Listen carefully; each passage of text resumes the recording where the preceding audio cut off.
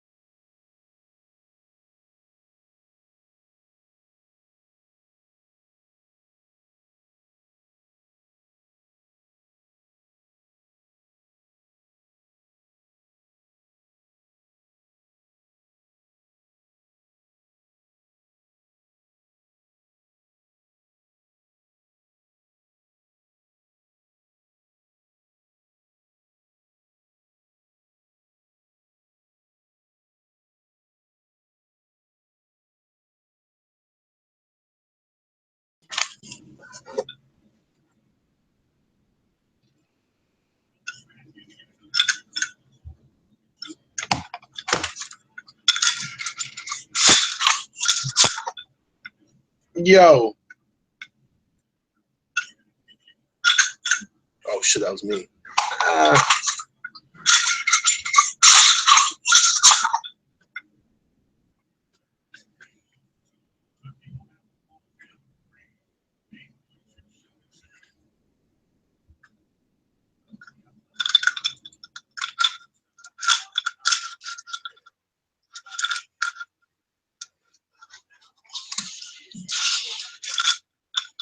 Oh shit.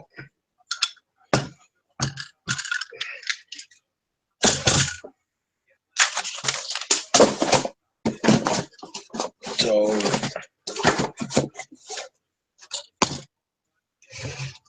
what's good? Who's out here? What's today? Wednesday? Is Matt live right now or something? He's going live at 10. He usually goes live at 10. I wanted to try something. I was hoping somebody else would be in here.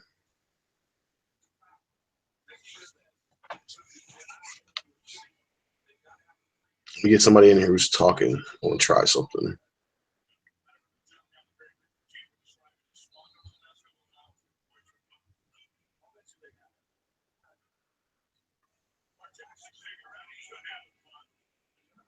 Schmaggy, where you at?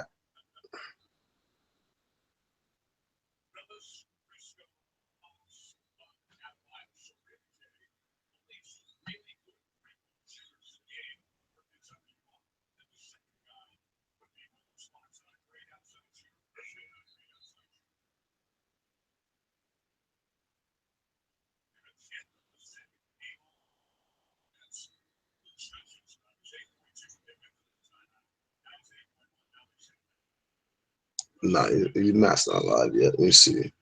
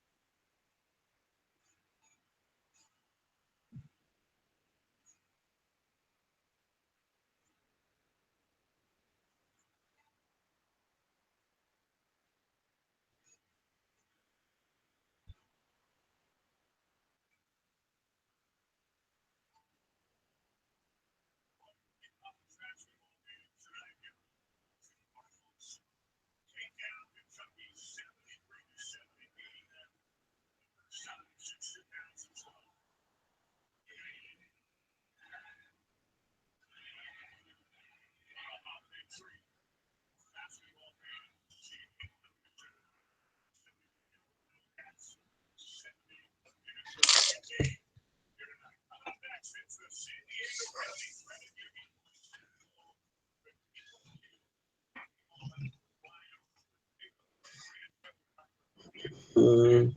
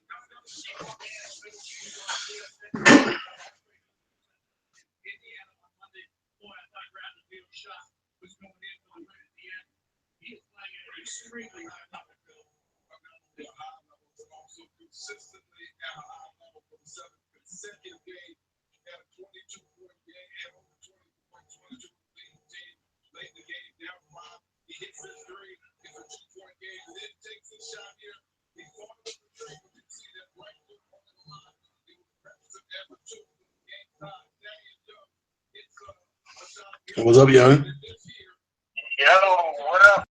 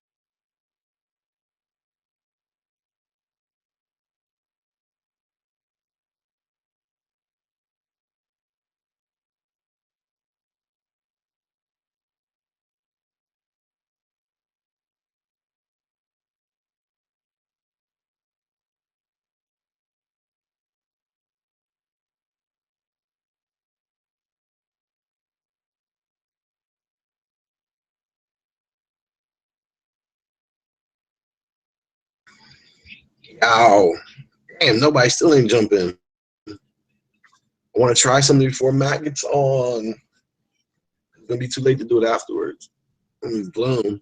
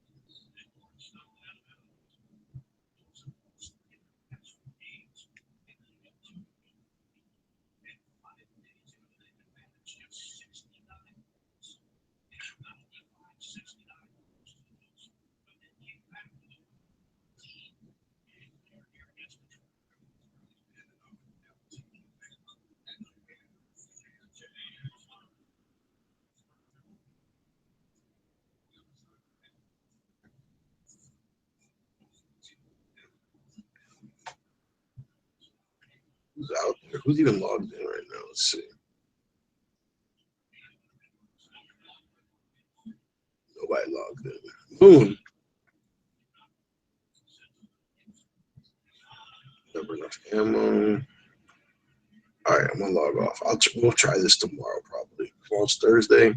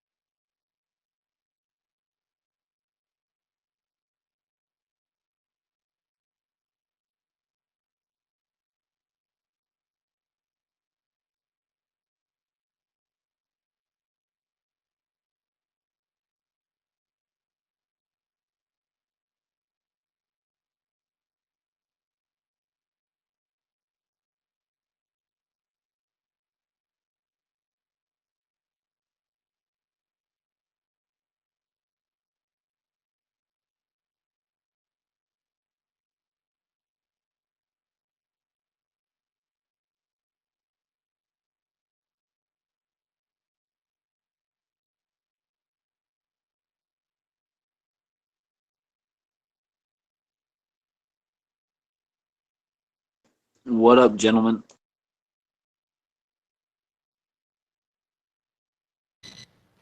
Hey, how's it going? Hey, Sean. Long time no see. Hey, what's up? Not much. See, you still got that dot matrix printer going. Is it? I don't know. I can't hear it. Yeah. I don't know. I don't know what I have to replace. I just replaced my video card, so it's not that. So I don't know what connection is fucked up in my computer. It's brand new headset, brand new everything. So Sometimes you'll go like an entire chat or something. Like if I'm listening to one of Matt's chats and you're in there, you'll go in an entire chat and it doesn't do it. Other times it's like every time you talk. I've been wondering if it's like a Google thing or something, because it didn't used to do it at all. Then I don't know. I get ready to, well, I don't know. If I get the money, I'm gonna rebuild my computer, so maybe something in there will be fucking replaced. That's the cause of this issue. Otherwise, I don't know. I was thinking it might be my case, but I don't know. I moved it to the back. Could be, I guess, could be a ground in there or something, like a ground connection. Everything's grounded fine. Otherwise, my computer won't work. But I moved it to the back into the video card, and people said it was still doing it. So yeah, I don't know. Yeah. Well, the thing I was thinking about with the ground doesn't really apply anymore anyway, because used to your case was shielding. Remember back when, in the really old days, yeah, they had that, the shielding. They don't really do that anymore because all the components are shielded themselves. Yep. So it don't really do it anymore. But yeah, back then something like that could cause feedback, but I don't think that's an issue anymore anyway. Maybe it's a plate in my head. I don't know.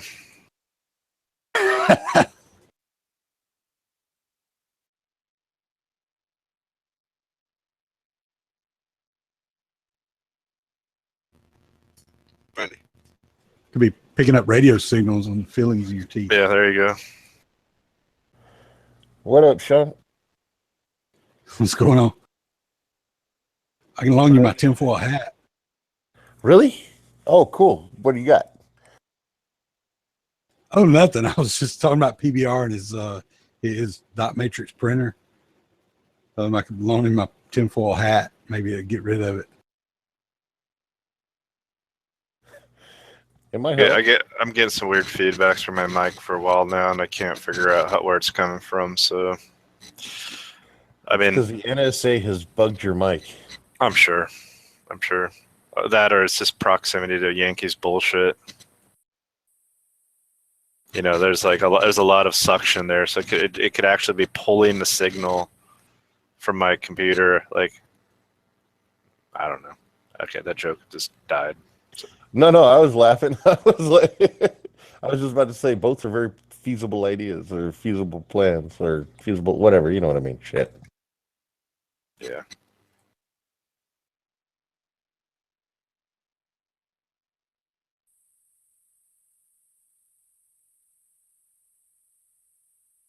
God, the Marines are doubling down on this M27 fucking bullshit.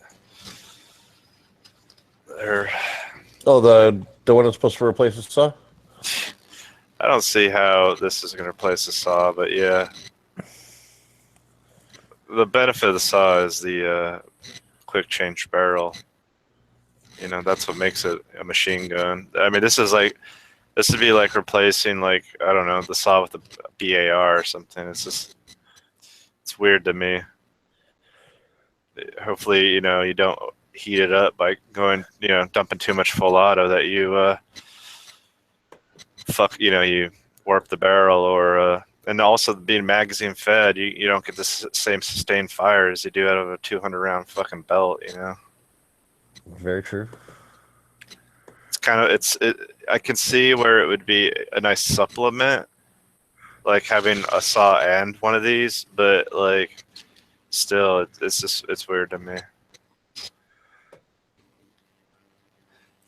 I never even liked the saw. I hated that fucking thing. It was heavy, and I wasn't that heavy compared to the shit I had to carry, but it's just I don't know.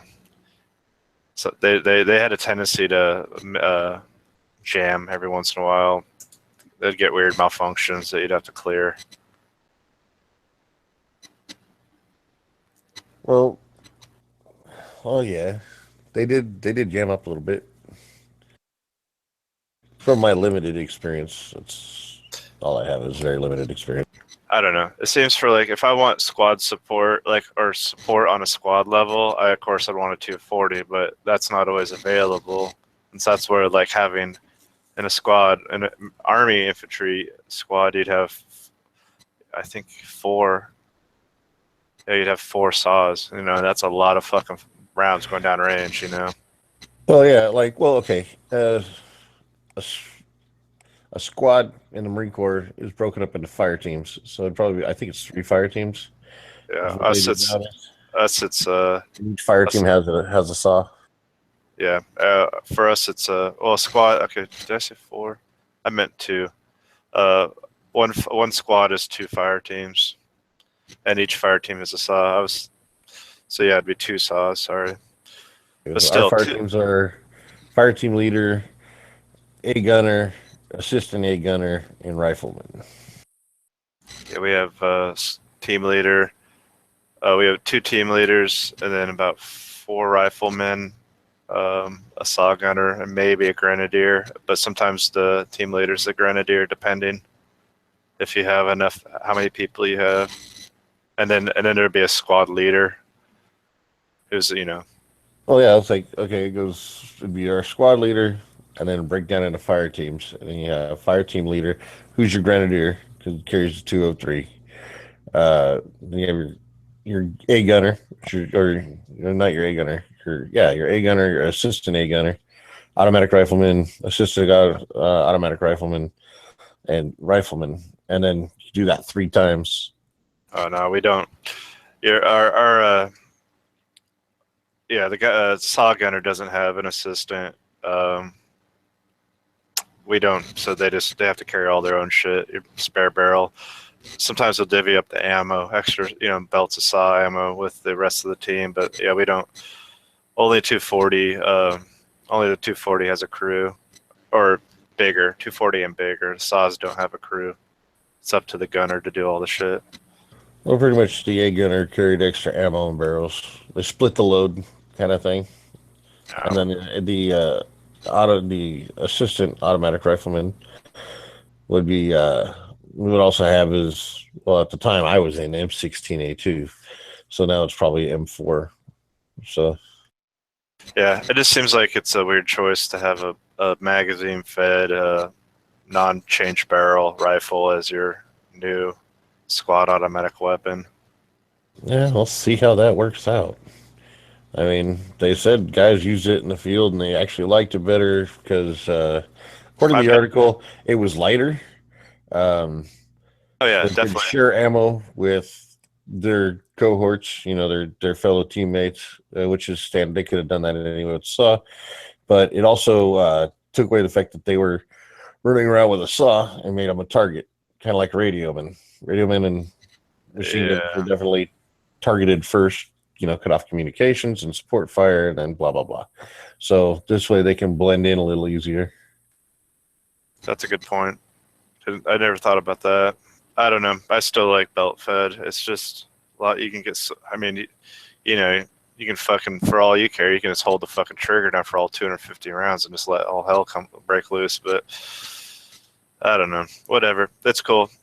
I mean, it'll be interesting to see how it goes. It just seems like it's a kind of a, we went from the BAR to the M60 trying to do everything, and then to, and then we kind of got it back to like, we finally got to a place where it's kind of like, everything's got a support weapon, and now this seems kind of a step away. Although maybe the Marines can come up with a really nice drum mag, something that's really reliable. Yeah, that's a good possibility. That'd be Maybe cool. something like what do they call it? A nut sack with like a magazine thing in the middle of it. You just pull out the magazine, you run it up, and then but then it still have to be link fed. Yeah, no, Yeah. I mean, it'd have to be some kind of drum. Yeah, probably. Or they could just like give them to everybody, and then everybody has one. Yeah, I don't know about Nah, that. not going to happen. Yeah, I know. Then again, that's probably a gas piston gun, so it's probably venting gas. So it probably doesn't get as hot as an M4, which would make it run better. True. It doesn't look much different than one of the port fires with the red. The barrel might be a little longer. You're kind of tinny there, Derek. Any better? No. Are you like on your phone? Or are you at your house?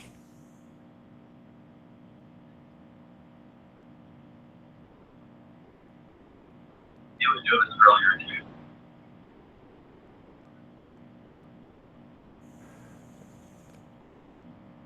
I don't know. Try and refresh and rejoin the chat. Maybe that'll help.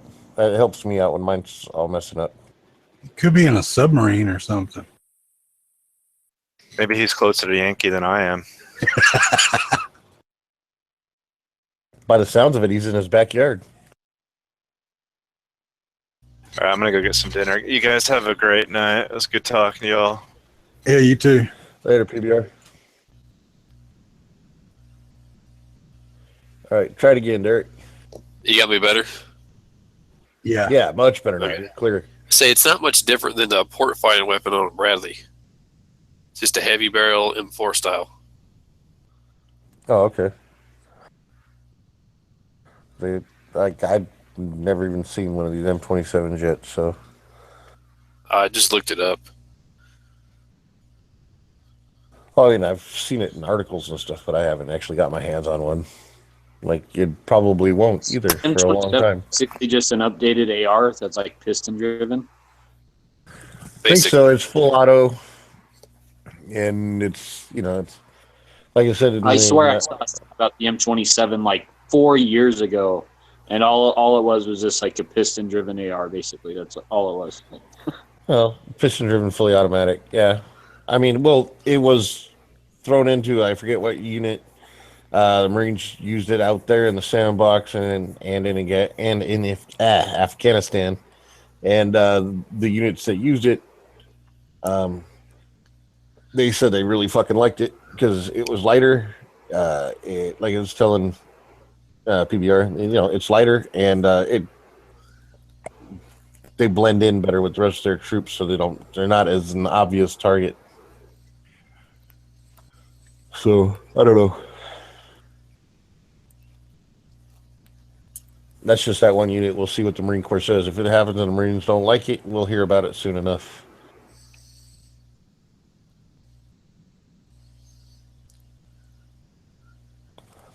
So, Derek, what branch are you in, or were you in? I was in the Army. Oh, okay, cool. Were you EOD or MP? Neither. I Oh, was the a reason I asked you volunteer. because of the dog. Yeah, I was a volunteer program called TED. I volunteered for, so I got to work at an explosive dog. Oh, right on.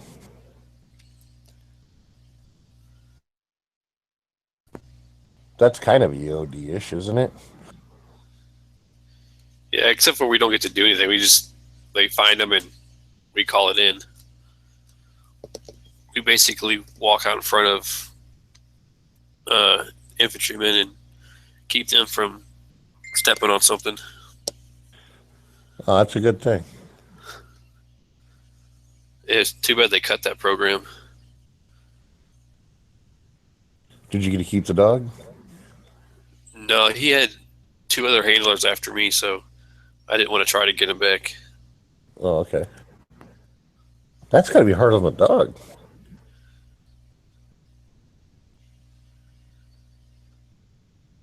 Yeah, so they usually do one tour and then they get a new handler when they get back. I got a couple buddies that got their dogs, but I haven't tried tracking mine down. Well, I mean, it's got to be hard on the dog and the soldier with the dog. You know, dog's always at your side, right? Yeah, 24/7. So it's like that's like losing a buddy. Like they go off, but you can't ride them.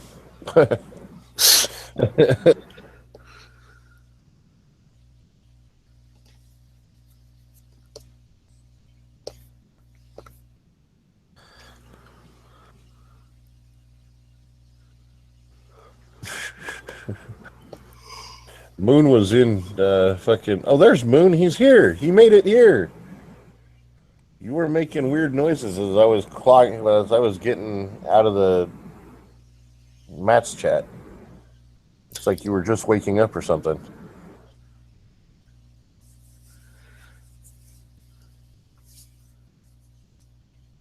Okay. I guess he's back to sleep.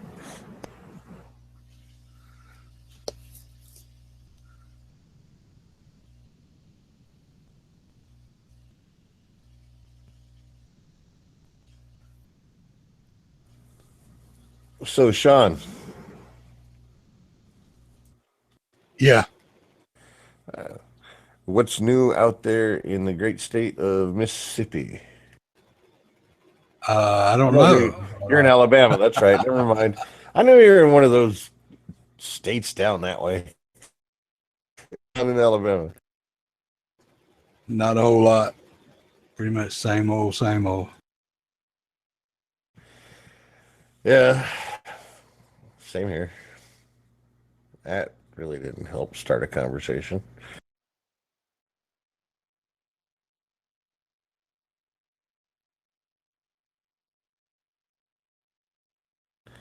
So anybody seen Flippy? Did he pop in, or is he out like playing with Gavin someplace?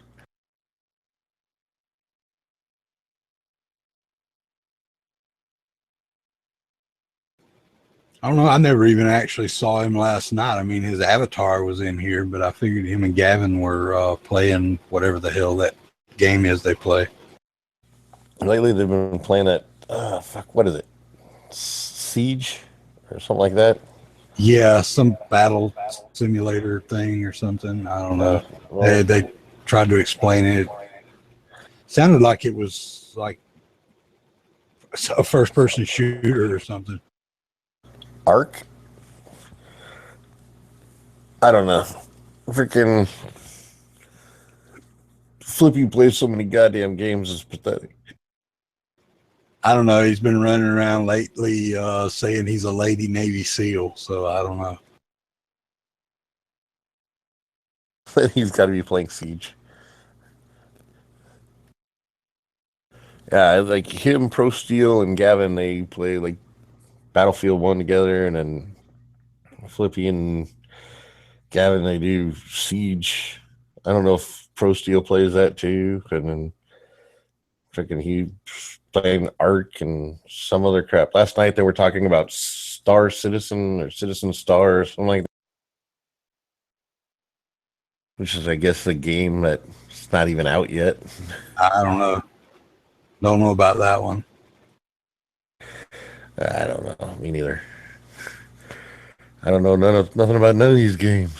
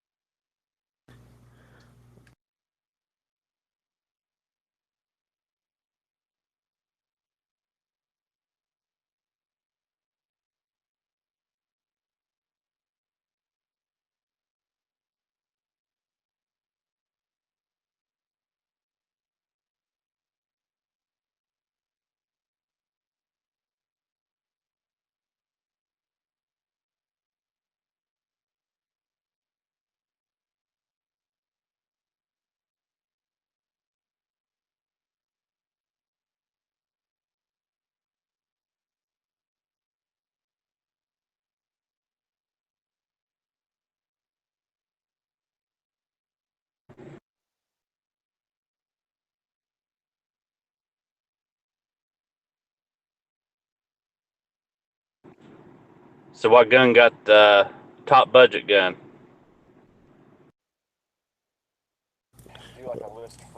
It'd be the Glock police trade-in. And that's just like pretty much any Glock police trade-in. Got the top. It was unanimous across the board. Yeah, that list was crazy. There was stuff on that list that's like, why was that on there instead of this? Well, he said budget wasn't really an issue. It's just as long as you got a good deal on it. Yeah, but I mean, he called it a budget list though, so it's supposed to be top 5 budget guns. When I think of budget guns, I'm thinking about a gun that is going to give you great reliability for a cheap price. Yeah, and that's kind of why I would have thought for sure that his trademark Maverick 88 would have been on there before the Mossberg, because that's the budget version of the Mossberg. So he changed it up. He said like, because I went in there fully expecting to look at budget guns, right? I was expecting it to be the list of Taurus and Maverick, but I mean, well, a Taurus was brought up, but it was shot down. Yeah, I was wondering why that one didn't make the list. I mean, those are actually really good guns. I voted for it. Travis is the one who brought it up. I supported it. And, Plenty too. Yeah, they shot it down. It was like 3 people supported it. Yeah, I would have supported it. Anybody bring up a high point? Nope, No, nobody brought up a it high wasn't point. brought up. I mean, I wouldn't have brought up a high point, but I think we all know about my feelings about High Point. That's the poor man's treasure right there. The poor man's brick. I mean, hey, it works. It works sometimes. Like I said, I went through my CCW class with one. I know a lot of people that say they work, and I mean, Daryl and them say they work, but there's people that bring them in up there all the time, needing a new firing pin or needing some part on it, and so they're always breaking shit on them, but everybody says they work. And, Yes, and then it was redesigned after the issue that I've talked about before, where the firing pin retainer broke and that guy nearly got his eye put out. They redesigned that little locking ring in the back so it doesn't work exactly like that anymore. So that can't happen. But yeah, see, when I first bought those, I had bought 2 of the 9s and 1 of the 45, and the 1.9 that didn't have any rounds to it, I sold it to my neighbor, and he even went through his CCW class with one. See, like, I don't know if you guys remember, but every time everybody talks about the High Point, I think of the Haskell. Does anybody remember the Haskell? yes, It's pretty much the predecessor to the High Point.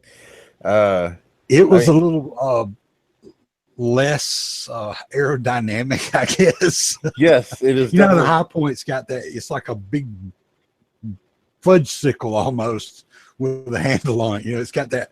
It's almost rounded on the edges. The Haskell wasn't. The Haskell looked like a really big blocky version of wannabe. Like it looked like a big blocky version of that Daisy BB gun that was supposed to be a 1911, but with this grotesque handle. And those things, those things were indestructible. And I mean, literally, you could probably throw your arm out if you tried to throw the thing. But I mean, oh yeah, you could beat the crap out of somebody with it and not even worry about it. 3 swings in, your arm would be tired because there's so much mass you're moving. But it's like, yeah. And then I guess I don't know if the company just changed its name to High Point and then changed its style or whatever. But yeah, those were beastly guns. I think the 2 companies were around at the same time, so they may have been absorbed by High Point or something. I don't know. I'll have to look into that. I had just about forgotten that they even existed until you mentioned them, and it just came right back to me. I could picture it plain as day as soon as you said it, because those were fairly popular guns at one time. Yeah, and again, they were super cheap, just like the High Point, and literally, I think it's like a culmination of the Haskell and like a Lorson just kind of smashed together, because you get the roundedness and all that stuff, so it's a little smoother looking anyway, and then you get the big bulky Haskell-esque feel to it as well. So yeah. Does anybody else beside myself and Sean remember the Haskell? Apparently they were at one point. They became part of High Point, I guess, because the Haskell JH45, there's a model of it here that's called the High Point Haskell JH45. Oh wow. So yeah, it's no longer in production, but yeah. Well, it's probably been adopted and absorbed, and now it's probably just and it looks a lot like the current model of High Points, so it's got a little more rounded features than the old one that we're talking about. That was basically just a brick. It had a little bit more detail and definition than a Mac 10. A little, very little. It was like a brick that somebody whittled on and put a barrel in it. What was that? Did anybody mention Jimenez? No.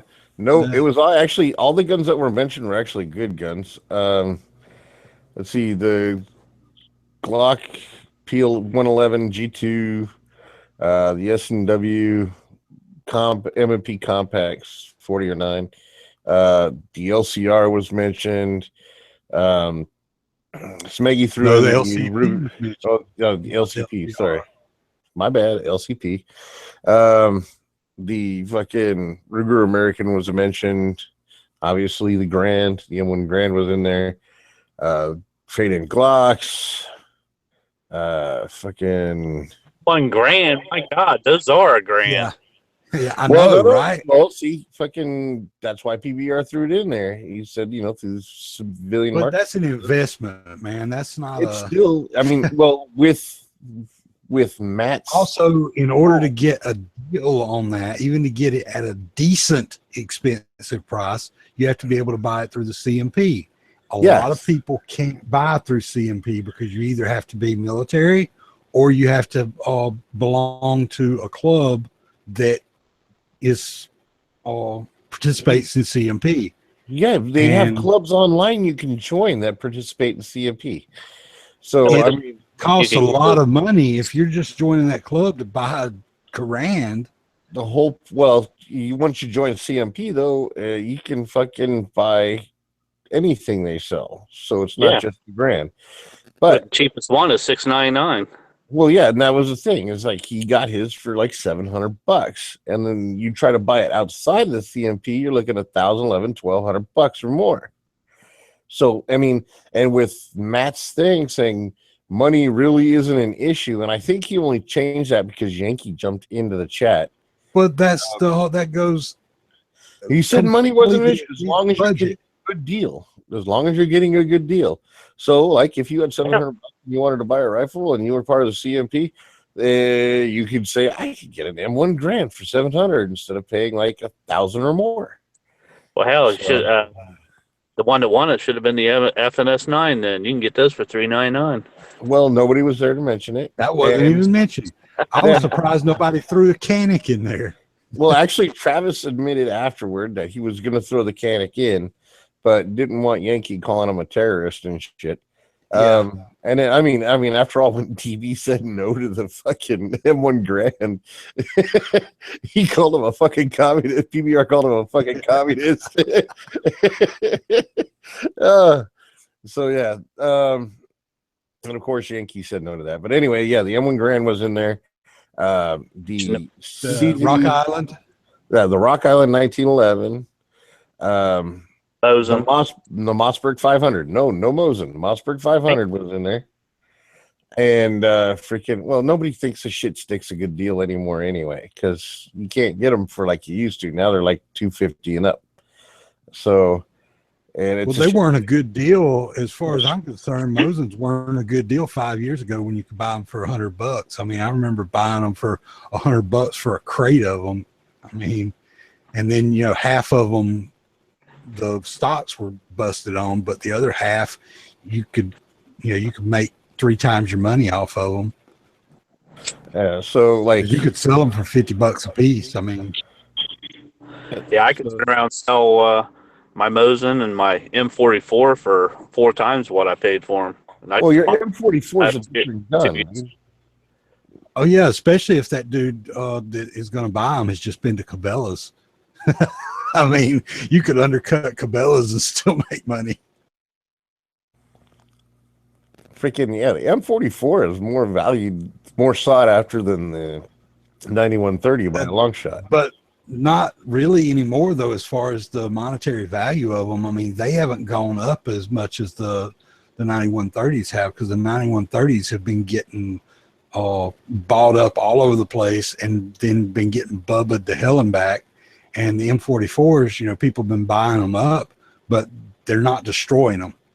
Well, Yeah, but People are destroying the 9130s, and there's not as many of them in surplus anymore. So the selling price of them has been going up. The M44s haven't been increasing as rapidly. So the Well, it 9130s depends on if got you- caught up with them. different country. If you get one from a different Yeah. country, Well, that's same thing with the others, like the hex receiver versus the round receiver, and that there used to be a larger difference in value in the 9130s, depending on the marks and everything on them, than there is now. Now there's not nearly as big a difference in them as there used to be.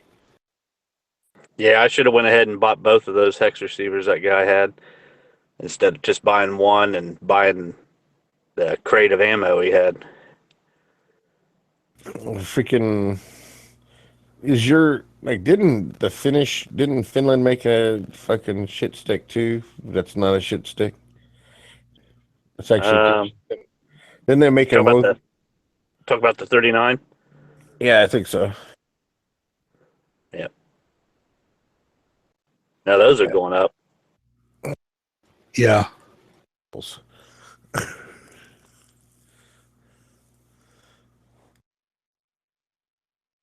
I mean, I see people lose their shit all the time about when people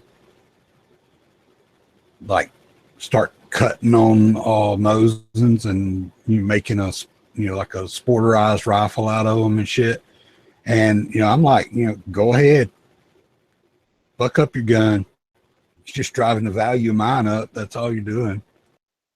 Actually, a buddy of mine who got a Mosin and went out and got one of them Archangel stocks for it, and Well, did all sorts that's of usually a fake little bit shit. different, because as long as he keeps his original stock and doesn't start cutting on that bolt and everything, then he can put it back original, and that's it's all good. But when you start modifying, permanently modifying the weapon, then that's when you start bubbling it up.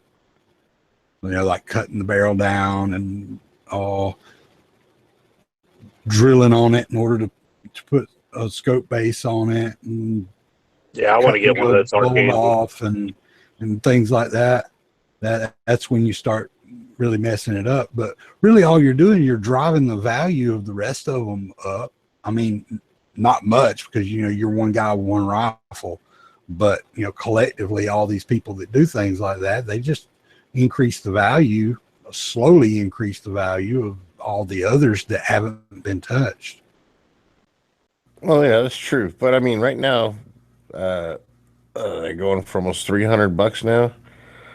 Freaking for just a little more, I'd buy a Ruger American. It's a much better gun, and it's going to have more Like you're gonna be you're not gonna be able to get spam cans of ammo. That's true. Well, yeah, at this point, it's not worth it to sporterize those things because you can get a Ruger American doesn't cost very much more. A Tika, Whatever that CZ, Mossberg Tico. thing they've got. The Tika costs too much. That's a $500-$600 rifle, isn't it? Nah, it's not. It's not that expensive. It's like I thought their base model was $500-$600. yeah, that's about right. So yeah, okay. Compare. Yeah, see that goes too far up for that to stay in that same realm. You know, you're talking Ruger American or a Mossberg, whatever, MVP. whichever one that is. Is the MVP the like budget friendly one, or is it? I think that one's like $400 or $500 too. There's one that's lower than yeah. that. It's like around the three. It's like around the Savage Axis price, which I don't like the Savage Axis. Well, that's because you're communist, but that's okay. No, I don't like the Savage Axis I have because they're not very good guns. I mean, they're just they don't hold up real well. I have a lot of problems early on that I've seen with them, like extractors and ejectors screwing up really quickly and stuff like that. I mean, as far as it's got the same trigger on it that their higher end stuff has.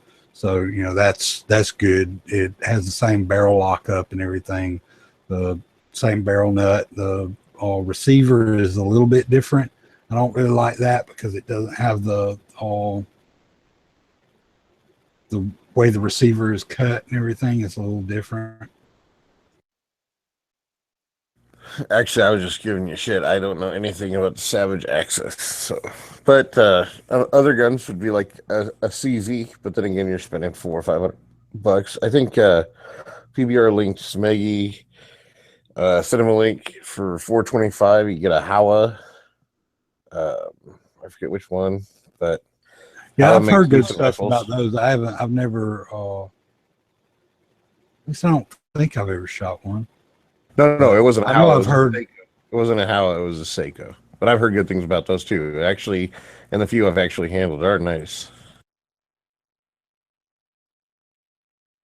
I remember the other night. I think it was PBR. May have been somebody else was talking about a Weatherby when people were talking about a cheap rifle or like a entry level rifle.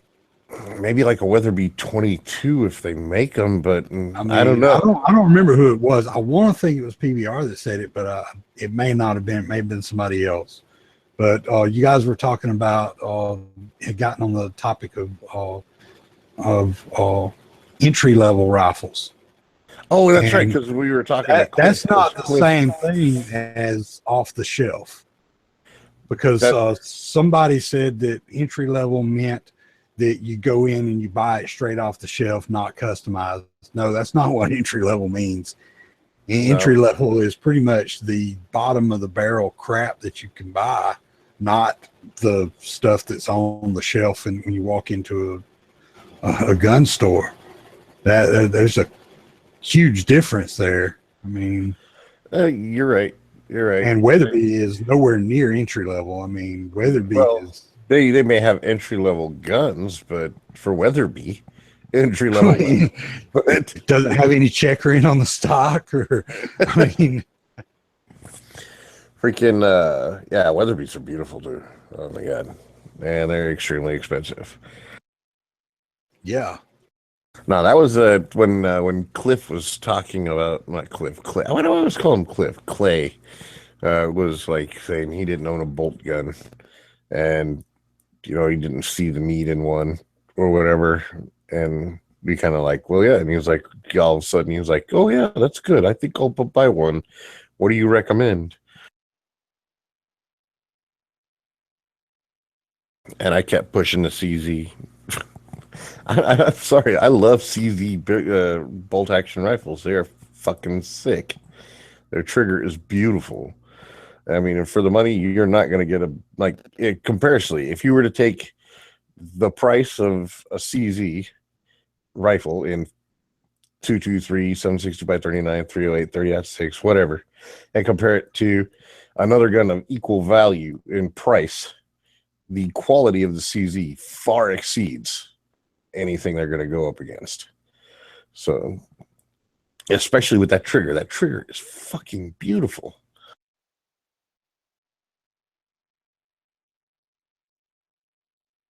And we just chased everybody out the lobby, or they've been gone, haven't they?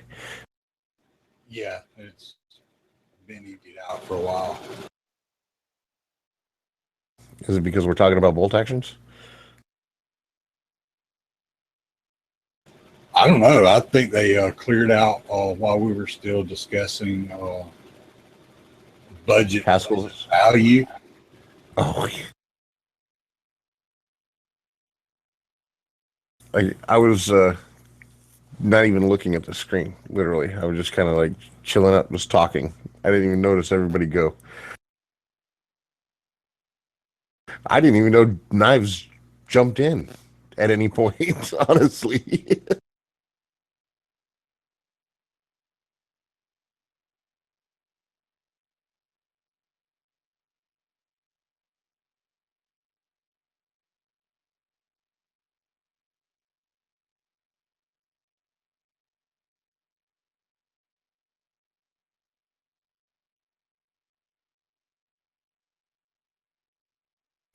Wow, did everybody just what the fuck, man?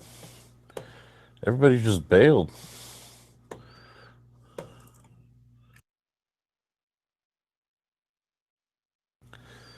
Well,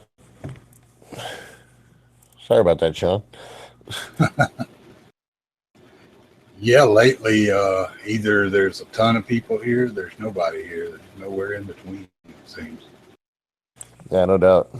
Freaking, well, I guess, you know, it is like 12:45 on the East Coast, so I can see why Moon went away. He fell asleep. He'll probably jump in later. And then I'm guessing Pink had to go back to work.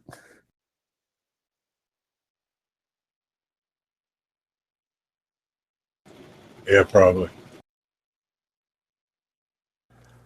Oh, well. Shit.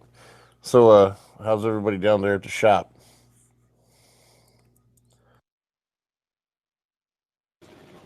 Things going pretty good. Had issues last night with the show, but that was carryover from last week's issues with the storm and everything. Oh, okay. Still having problems. I mean, they got a temporary fix for their the modem got fried, and so Tracy he uses same internet, same modem and everything. So he brought his modem from home up there and hooked it up and set it up and everything to get it up and working temporarily. It's been a week and CenturyLink still hasn't gotten their new modem to them. Holy shit, dude. Yeah. Don't they have a fucking place they can just, like, a local, like a No. brick and mortar they can go into? No, they don't do anything like that out of it anymore. I guess all they do in that building anymore is stage vehicles for work orders and shit. You can't even go there and talk to anybody. They used to do billing and shit out of there. I mean, like 15 years ago, you could go there and pay your bill if you wanted to. I mean, but now you can't do shit there anymore. I will give Charter credit on that, dude. They've got brick and mortars all over the place. I got one maybe 3 miles from my house. And when my fucking modem died, actually, it wasn't even my modem. It was my Wi-Fi router died. The thing is, they're supposed to like, express that shit to you. It's supposed to be like 2-day delivery, and you can have it overnighted if you pay the extra. And I'm pretty sure that that Daryl probably got shipping waived for overnight delivery is probably what they were supposed to have done. But I know that they were supposed to have delivered it overnight. He's been on the phone with them several times since then. But I'm pretty sure he probably bitched and moaned enough. He's worked in tech support before, so he kind of knows how to work that system. He probably got the shipping charges waived. but which may be why it's still not here. I mean, you piss them off just right, and they're like, okay, this shit's going to you via Hawaii. Yeah. It's like, oh, where's the furthest reach? Oh, Yeah. Singapore. Okay, we'll Exactly. get it. We're having But- it sit right out to you right now. Yeah, so they brought that other modem up there and hooked it up so that they could get connected, because they have to have an internet connection at the shop for business purposes. Their credit card machine and stuff runs through a secure connection over the DSL, so they have to use that, and it's been spotty ever since then. So we're thinking that there's an issue on the lines outside. That lightning strike may have done something to the lines outside, because it's like you get a lot of drop connections, and it keeps like reconnecting, and you get just crazy latency and stuff. So last night it was horrible. I think we were probably around 30-40 minute mark, and we called it because it kept restarting our connection. And surprisingly though, the Hangout was actually reconnecting and coming back up, whereas usually if you lose connection on the Hangout, you have to restart that whole Hangout. You can't it won't resume itself. Yeah, It was actually resuming itself. I actually had it happen here with me, but I was just in somebody's chat. I wasn't actually trying to host, and it kept kicking me out, and then it would come back up on its own. And they were doing maintenance when I ended up finally getting kicked off. Yeah. And lost signal, and it turned out they were doing maintenance. I was like, oh, okay, never mind. There's nothing I can do then. But I guess next week we'll try to re-show the stuff that we were showing. We had a couple of different ARs, different configurations that we were showing off. And one was a Rock River, make sure I get this right, it was a 458 SOCOM. The other one was a SWAT AR-10. And the SWAT was a beautiful rifle. The Rock River, it was okay. It was just the configuration was kind of a basic configuration for a 458. I mean, it had an A2 stock on it. It had like the fore-end was just just smooth cylinder fore-end. Okay. It's just got like some checkering on it, but it's just a Yeah. cylinder basically, just a tube that goes over it. It just had that for the fore-end, and it had just standard A2 grip. So it was nothing special, but it was a 458 SOCOM. The SWAT, it was beautiful. It had a nice grip on it, with the little snack compartment in the bottom, and had can't remember what kind of fore-end it had. Oh, it had a slimline Keymod rail on it. Oh, nice. Yeah, the long, it was a little more like a long Keymod rail, not a little short deal. But it's an AR-10, so you expect that because it's a little beefier and everything. Like, how long was the barrel in that AR-10? Was it a 20? I want to think it was a 20-inch.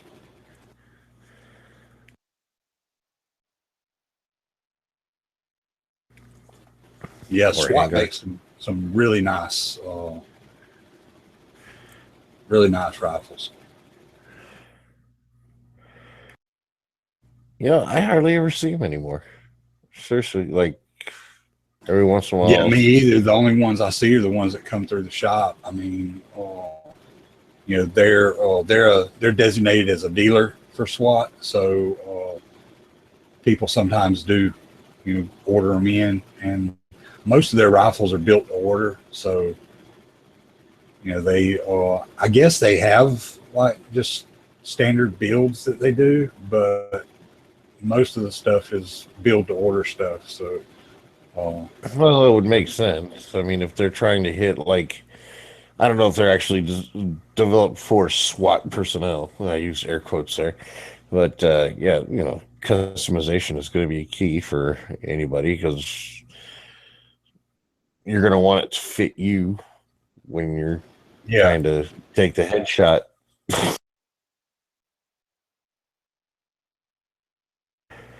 Oh well, shit, dude. Yeah, I'll definitely try to check that one out. We also had Daryl's cousin was on there with us.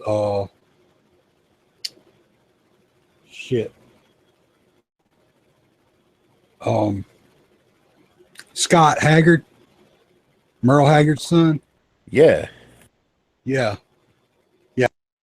He's hardly ever around, so they've been trying to get him up there for a while, but he's hardly ever around to be able to come on the show. And last night he was able to come in. He was actually coming in up there. Daryl and some other guys was getting together to play after the show, and they got some little project going on, and Scott's involved with that with them. So they were all getting together for that after the show. So Scott decided to come early and sit in on the show with us, and he tried playing a few things, but the sound was so jacked up that it doesn't do it justice at all. I mean, you can only hear like little parts of it, because every time that it would reboot us and reconnect, we would be muted. So it'd take me a few seconds to get the mute back off. And it took me a little while to realize that's what was going on. At first, I assumed that I just had us on mute for the first few minutes.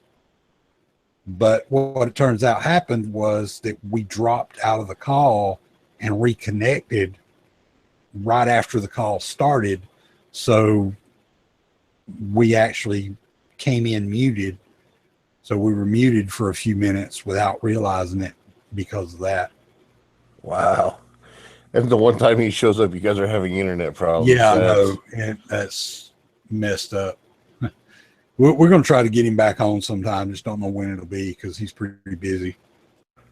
I imagine so. He's always out touring, right? Well, he doesn't tour that much because he's not that big, He's just kind of, because he's always kind of downplayed his his connection to Merle and everything, because he wasn't close to his dad growing up, so he doesn't use that. He's always resisted using his connection as part of his, he doesn't want to use that to gain celebrity. So he's always kind of gone on his own with it. He wants to make his own way. Yeah, he wants to make his own way. And matter of fact, I think he's just recently, he wrote a song, Living in the Shadow of Merle. And I think that's the only time that he's really said much about it. I mean, he just kind of downplays the whole thing. Well, I didn't even realize until I guess till he started getting older, because I know him through Daryl, and that's pretty much it. So I don't really know him that well, but until he started getting older, and now you can look at him and that's Merle Haggard. I mean, there's no doubt in your mind that that's Merle's son, because he looks just like Merle. Man, that's got to be something. I mean, I can't imagine it. Can you imagine it? Having a super famous father? Yeah, I know, right? It's just, people, I mean, if he did use his dad's name, to try and get, gain celebrity status or whatever, people would always be comparing him to him. Oh yeah, that definitely. I mean, which really, I don't know if it would be bad. Yeah, I don't know if it would be that bad of a thing, because of the fact that he is kind of, he really is kind of, following in that that shadow because that's this, he's old school country. So, it's kind of his thing anyway, is that he's kind of trying to carry on that tradition of that style of music, like the old legends of country, not this new stuff. I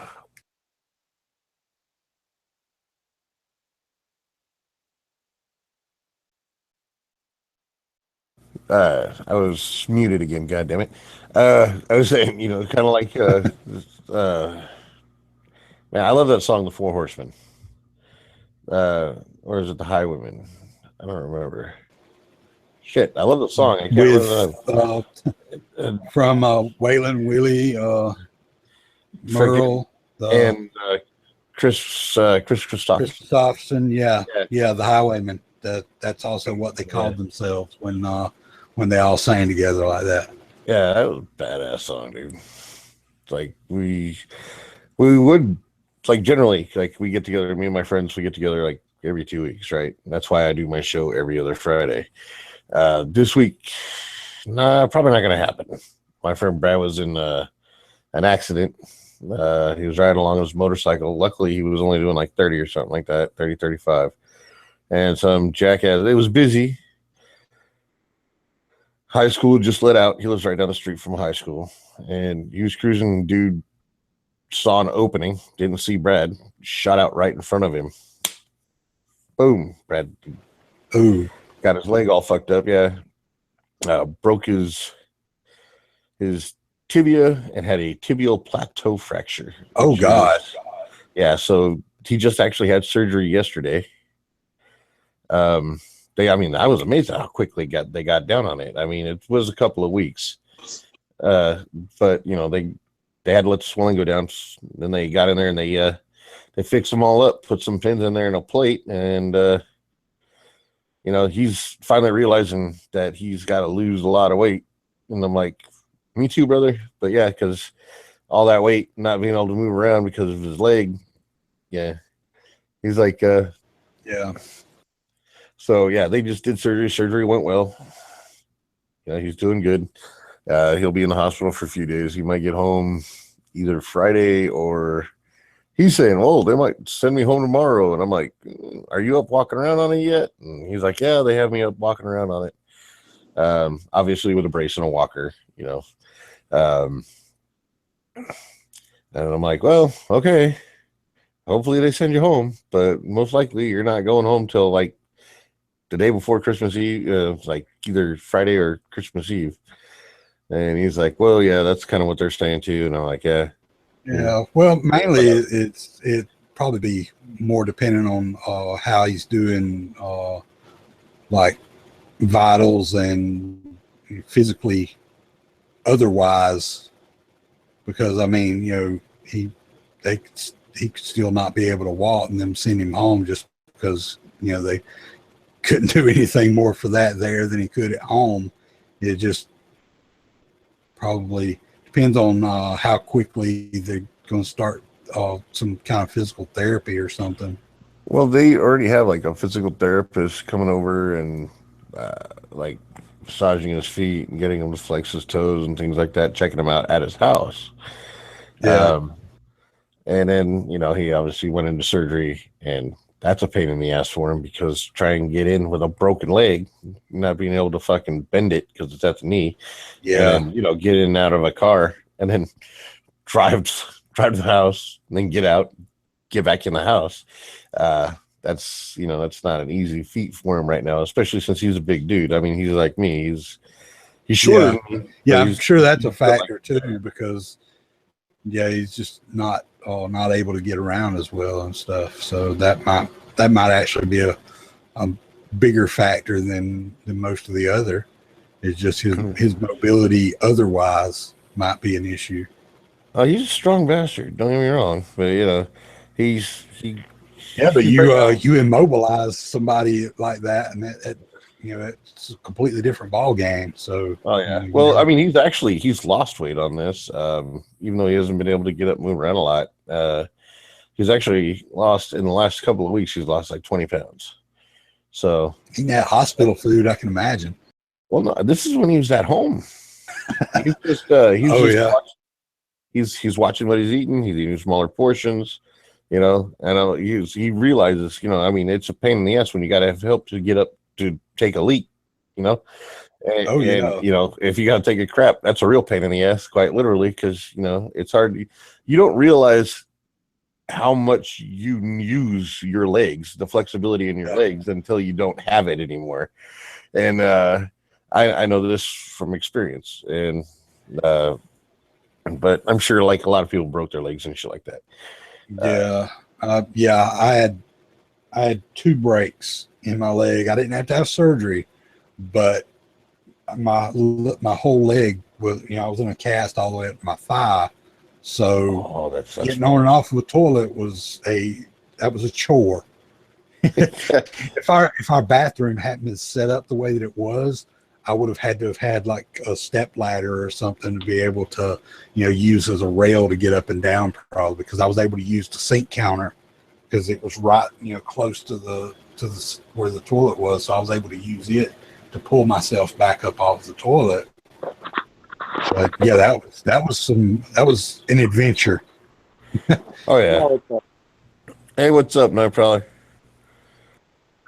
Guys. Freaking yeah. So since he's going through all that, we're not going to be doing our Friday thing this week. So I don't know. Plus, you know, I'll probably go up and, well, I'm going to go visit him tomorrow at the hospital or at his house if they release him. Either way. Freaking, and then like Friday, he's doped up most of the time anyway. When I talked to him, he was like, yeah, you know, yeah. So, yeah, Friday's probably not going to go down like normal, which is cool. You know, we got the holidays and all that stuff. So, it is what it is. But, yeah, we're not going to be able to do our normal thing. So, I probably won't hear that song this week. Because generally what we do is we go there and we kick on YouTube. We all take turns picking songs, and then like we drink beer, eat food, and caterwaul, and fucking just make fun of each other and just have a good time generally. But yeah, it's probably not going to happen this time.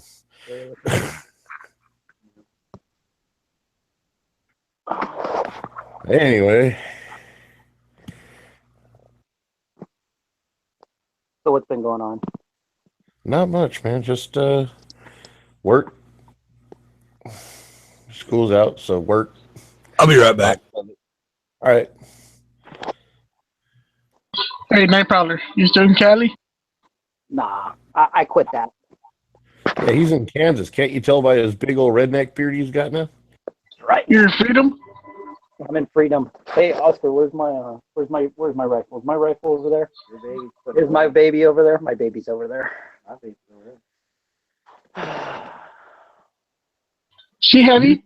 I told you we should tie his ass up and we should have left with him. I told you I was willing to, but you weren't willing to get in the trunk. I was going to put you in the trunk and then put you on the back of the Jeep, but you know, I'd have smuggled you there. I had the trailer. You guys, somebody could have fit. Was it a covered trailer? No.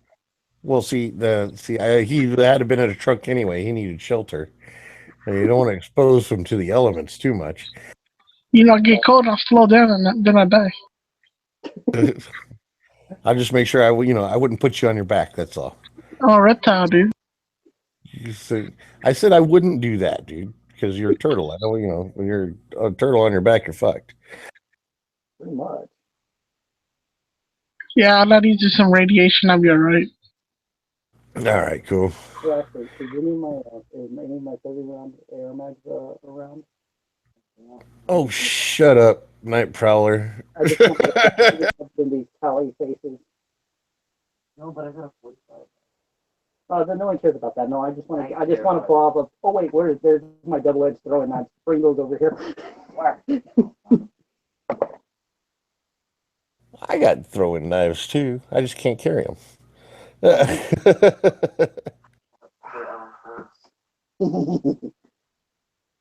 Nah, that's not even special. I'm just trying to grab whatever I can. No, that's all. My brother's all happy. I am. Of course, it's gonna suck though. I start work Monday. Hey, that doesn't suck, dude. That's good for you. Yeah, it's good, but it's like I don't know. I'm gonna be working at the same place my wife works at, and it's gonna be kind of interesting. Well, you're not going to be working in, like, doesn't she work in an office? No, No? no, it's a factory. Unfortunately, I can't say what factory it is because they made me sign a non-disclosure agreement, so I don't really want to mention it. But yeah, it's different work than I'm used to. Oh, don't worry. You'll get used to it.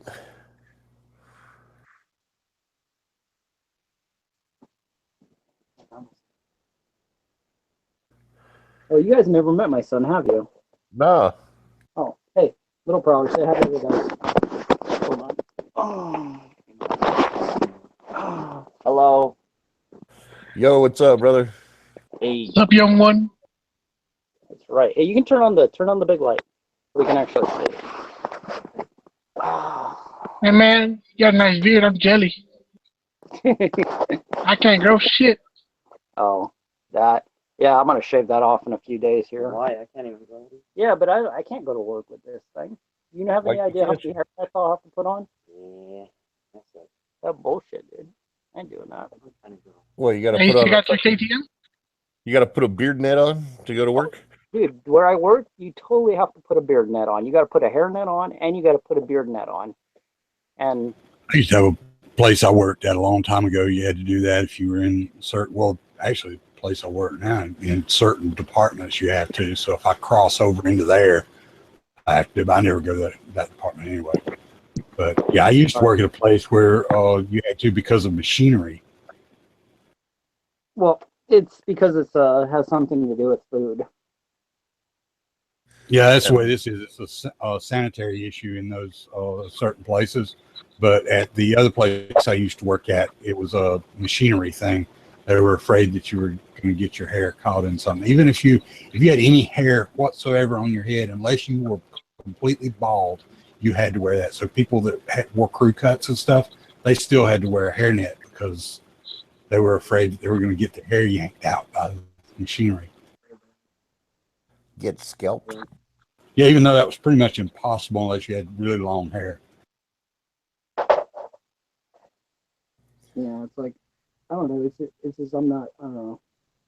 Like I said, it's good. It's just I don't know. It's different than what I'm used to. I'm used to doing security, so I'm used to not doing anything, and now I have to do stuff. Yeah, you're an energetic sort, dude. You'll get in there, you start busting ass. Although I will admit, you look completely different with a beard. Yeah. You kind of look like you're, the guy on the 10 Most Wanted for like chopping people up and eating them. But hey. I know. He looks kind of like my friend Jason. Yeah, believe me, I don't want to shave. I prefer not to actually. But Oh shit, dude. I got my beard going too, so don't feel bad. But I don't have to shave mine off. I did have to trim it the other day though. It's starting to get a little itchy. yeah. So what's been going on with everybody?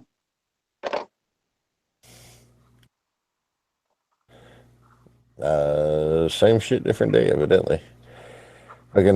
Travis from keeps trying to get me to move up to Nebraska. He's like, "Come on, man, got room up here for you. There's plenty of room. You can come up here. You just have to deal with the cold." And I'm like, "No." I have family in Nebraska. I was actually born. I was born in Omaha. Yeah, he's up there near Lexington, Nebraska, I think.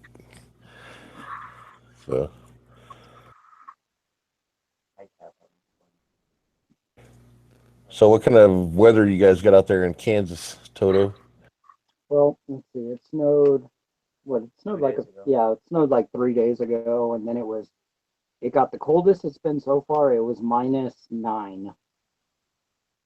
Yeah. Fuck that. It got -9, and I was like, full. It's like I actually went outside, and I my nose ran a little bit, and it got on my mustache, and it froze. I was like, what the hell? Well, right on. Shit, last time I talked to you, you guys were talking. Oh, yeah, talking about. Did you guys ever find out if you could use studded tires out there?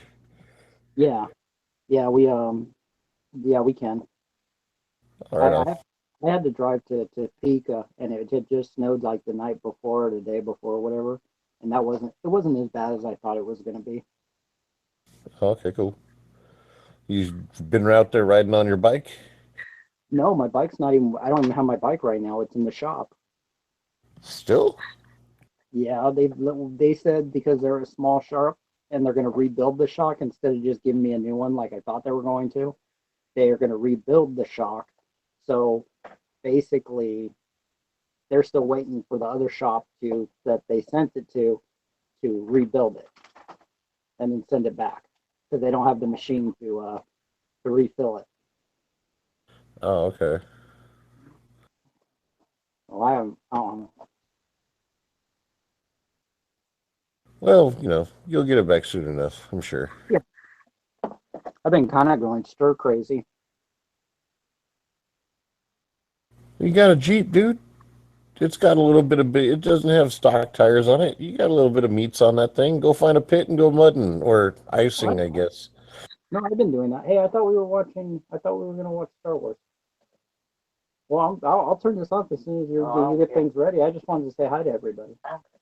I want to watch Star Wars. Yeah, what? Damn kid.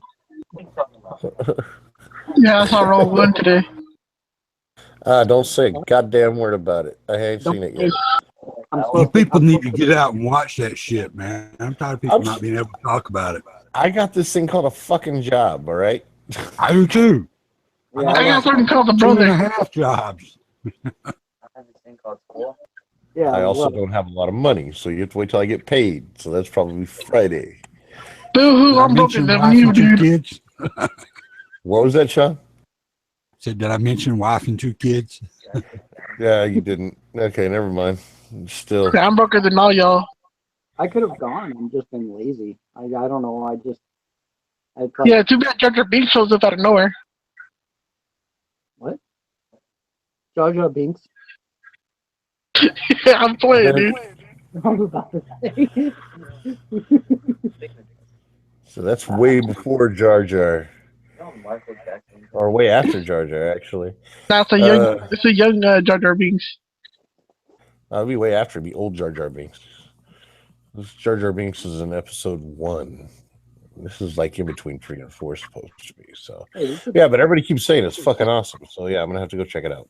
It's actually about 10 seconds before episode 4. Yeah, it ends about 10 seconds before. Well, yeah, Crawl could have been the end of this movie. Oh, there you go. I mean, it only makes sense because fucking it is supposed. I know that this is how they get the plans to be able to. So I just haven't seen the movie yet. But didn't that happen like months before? Like these guys were. The events that transpire start out that way because it's probably a month or so from the beginning of the movie to the end of the movie. But at the very end, the stuff that happens at the very end is what's happening at the beginning of A New Hope. All right, cool. So, yeah, I'm definitely looking forward to seeing that. Yeah, because he's been in school. Today was his last day of school here, so for his Christmas vacation. So I'm me and him are gonna go see it. I don't know, probably this weekend. You want to drag mom to it too? Yeah, exactly. My wife is so not Star Wars. Like she does not care about Star Wars at all. So yeah, I'm probably not even gonna take her. Yeah, I can play online on this, right? Oh, she might want to go just to hang out with her husband, and her kids. Mine's kind of like that about Star Wars. She's like, I can watch it. my oldest son, he's like, it's okay, it's a good movie, but you know, he's not rabid about it or anything. My youngest son is freaking Star Wars, man. He is. I bought the first three movies. By that I mean A New Hope, Empire Strikes Back, and Return of the Jedi, and let him watch them, and he has been hooked ever since. He that's loves cool. Star Wars, and That's he cool. doesn't particularly care for the prequels. See, that's what we were talking about. Like, what was it on Monday? We brought up the whole Road One thing, and the whole there's a series and way to watch the whole Star Wars thing. And my thing is, you can start from 4 and go forward, and not worry about any of the prequel bullshit. Yeah. So if Rogue One is good, you can start with Rogue One and then work your way through. And see, my oldest, his first experience with Star Wars was, I can't remember which one of the prequels it was that was his first one that he saw. The first one, though, because he was born in '99, so it was after the first one, I'm pretty sure, because it was. No, 99 was when the first one came out. Yeah, I know, but he wouldn't have been old enough to remember it until it was already kind of old. You know, okay, yeah. I'm pretty sure it was either the second or third one that he was like old enough to experience it new. Yeah. Well, see, like, okay, I didn't And mind then- the first three. and The only then, thing I didn't like about the first one was Jar Jar Binks. I did not like Jar Jar. I also didn't like that little kid. Wow. Anakin. Yeah. It's a little kid. I didn't pay attention to that. I was like, okay, that's Anakin. I know where he goes, and that's all cool. Yeah, once they got rid of the little kid, I was like, Yeah, it was mostly you know, that little kid in that part that ruined that. And then Jar Jar was just annoying as icing on crap. the cake. Yeah. Well, in a way, that's supposed to be his character. That's why he got kicked out of the kingdom where he came from, because he was annoying as fuck. So, you know, there you go. There was also, with my oldest son, there was that cartoon. Was Was it it Clone Wars or Rebels? No, it was Clone Wars. The one with because it was all the robots and everything. Yeah. Yeah. He used to love that. He loved that show. Now, when they redid it, they like came back and redid it recently, and it lost something because that new version of it wasn't as good as the old one that was, which it wasn't all that old. What was it, like 10 or 12 years ago or something? Yeah. But yeah, he that used to was love like- that. He used to watch it like religiously. Well, I think the new one that they redid was like Star Wars Rebels or something like that. I don't remember.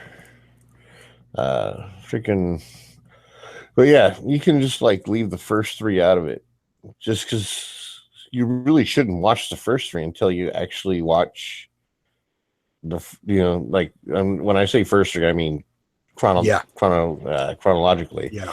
1, 2, and 3. They shouldn't even be like thoughts until after you watch 4, 5, and 6, because you get that moment in, like, which we talked about also. You get that moment in Empire when you find out that Darth Vader is Luke's father.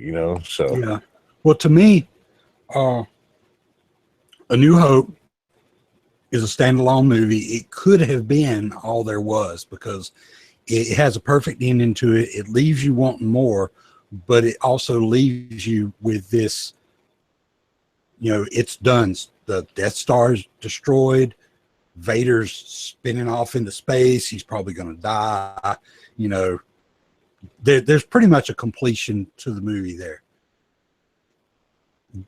But the whole reason, but they also leave it with the ability to come back to do something else with it, because Vader didn't die. He spun off, and you can kind of you get to come to that conclusion yourself. So they did leave it wide open. But then Empire and Return of the Jedi, to me, should have been one movie because Empire is only part of the story. And that's the problem I have with Empire and people calling it the best, is that it's not the whole thing. Return of the Jedi finishes that chapter. Those two go together. I disagree with you on that. I think they did the same thing with. Well, I think it was obviously designed to be two parts, of the original. Like at the but first. it's kind of like Lord of the Rings. I mean, those three movies are not. They're not standalone movies. No, they're not. You can't. It can't be. It's not a complete story unto itself that continues like the way that Star Wars A New Hope was a complete story, and then the next chapter started, but that chapter didn't end. That chapter kept going because it was basically in the middle. I mean, it wasn't as blatantly in the middle as Lord of the Rings was, because it's like, they're walking off into the woods and it ends. And when it starts back up, they're walking in the woods still. Yeah, exactly. So, it was, pretty much just stopped in the middle. It was one of those things like Back to the Future 2, at the end of it, when it was just stopped. So, but yeah, I've always considered those two to be like one story, and then A New Hope was the first chapter, and then the other two were the second chapter. Okay, I can see where you're going with that. So it's like, as a standalone movie, Empire is not that great as a standalone movie. When you Empire and Return of the Jedi together, it's a freaking awesome movie together. But you have to have that on there if you're gonna split these up and compare the movies.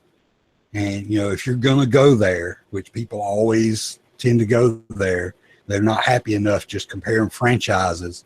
They also have to compare each one of them to each other. Well, that's true. You also, it's hard to do that. It's hard to call it that great when it's not even a complete story. Okay, I can concur on that. Now, also, like with the whole Return of the Jedi and the Ewoks, I still think it would have been better if. Now, as a kid, don't get me wrong. As a kid, I thought the Ewoks were fucking awesome because I was a kid when I watched it. When I was a kid, I liked the Ewoks. As I grew up, I realized the Ewoks. I thought they were kind of funny. I wasn't angered by them like some people, but some people were just angered by the Ewoks. I was like, I never did really see how a bunch of little furry midgets could take on like armored troops and shit like that and win. But whatever. I like the Ewoks. Okay, now. Going back to that, when I was old enough to read and find out, well, I was old enough to read at the time, but when I was able to comprehend more that it was actually supposed to be on Chewbacca's homeworld, that they did that, right? That would have been much better. Yeah, it should have been. But they didn't do it. So, what have you, right? Now, all that being said, and having The Force Awakens and Rogue One out now and all that stuff, even though Rogue One's an evil was like an in-between quill, I guess. Still a prequel. Did you read all the books when you were a kid, like the Timothy Zahn books? I read some of the books, but there were so many different authors. Do you remember Walden Books? Yeah. There used to be a section at Walden Books that was pretty much nothing but Star Wars fiction. It was all original stories. Basically, it was fan fiction that had gotten published, is basically what it was. I mean, I don't think there was even a term called fan fiction back then, but that's what it was. And some of it was considered canon, some of it wasn't. A lot of it was, these original adventure stories. And Okay, what I was referring some of it to, actually was some of it was the ones that were actually part of the story and were considered canon. And I read some of that. I didn't read all of it, probably because I got to reading just some of the stuff, probably whatever was on sale or something. And some of it was bad, some of it was good. And I didn't necessarily know what was canon and what wasn't. And because there wasn't all the resources there are to find all that shit out there are now, you had to dig to find things like that. yeah, well, okay, what I'm So- talking about when I so- say the Star Wars books, I'm talking about post Jedi. I'm talking about the Timothy Zahn series. It's a trilogy, as I believe it's the Dark Force Rising trilogy. Yeah. Now I've read those. The ones where where Luke goes dark and then comes back. Yeah, Yeah. Which aren't all why those did- not canon anymore? I don't know. I just want to know why they didn't make those movies. I don't know. I know that when Disney bought it, they threw all of the previous stuff out, right? All of the continuations and everything. They threw it all out. They threw it away. And then they decided what was going to be canon and what wasn't. So some of those things became part of the canon. Some of it, because when they started rewriting things and retconning everything, they used some of that stuff, but they didn't use all of it. So some of those stories ended up getting put back in part into the canon, but I guess they bought the rights to them so they could, rewrite them how they wanted to. So some of that stuff ended up getting put back in, but some of it didn't, because they completely changed a lot of stuff in the canon. I just wish they'd written Jar Jar Binks out. Yeah, well, unfortunately, Disney didn't have it when Jar Jar Binks came around. So, but that being said, the Force Awakens kind of reminds me, it has not a very deep connection to, but kind of a small similarity to the Jedi Academy series. That's when Luke is much older, as he is in Rogue One or in freaking Force Awakens, and he goes back to the Jedi planet, and then he has a school there where unfortunately, Han's son and daughter go there and learn. I'm gonna have the mic on. They kind of touched on that in The Force Awakens with when Luke was teaching a bunch of people, and then his nephew went rogue, went Sith. So Yeah. they it's kind of like after the fact on that. So they already wrote those movies out. Like those movies can't. Well, I guess they could go back and do prequels of that, but yeah, they could, I guess. They probably didn't want to because they would have to use another actor probably, because I don't know if any amount of CGI would be able to de-age him. Yeah, enough for that. Yeah, it's true. So I don't know. So yeah, they've gone past that. I think they're just going to go totally on a whole nother. They're just kind of restarting, jump starting the series again. As in most things, you have the cycle of life. Something happens and something else, and then something else, and leads back to the original point. Sort of thing. I don't know.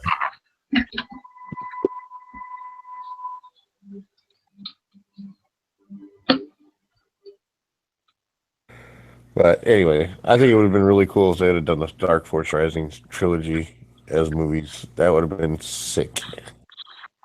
Oh yeah, my wife was asking me, are they gonna do a Han movie? Yeah. Solo movie? Yeah, that's supposed to be. I see they've got the next one they do is supposed to be the next one in the series, where they're supposed to be doing a new trilogy that started with The Force Awakens. So the next movie they're supposed to be doing is the next one in that series, and then after that they're supposed to be doing the Han Solo movie. After that they'll do the third one in that trilogy. And it's supposed to be one a year is what they're supposed to be doing and releasing it around Christmas time. Oh, Wow, that's so there's cool. Star Wars every year. Yeah, it's supposed to be one every year. That would be so cool.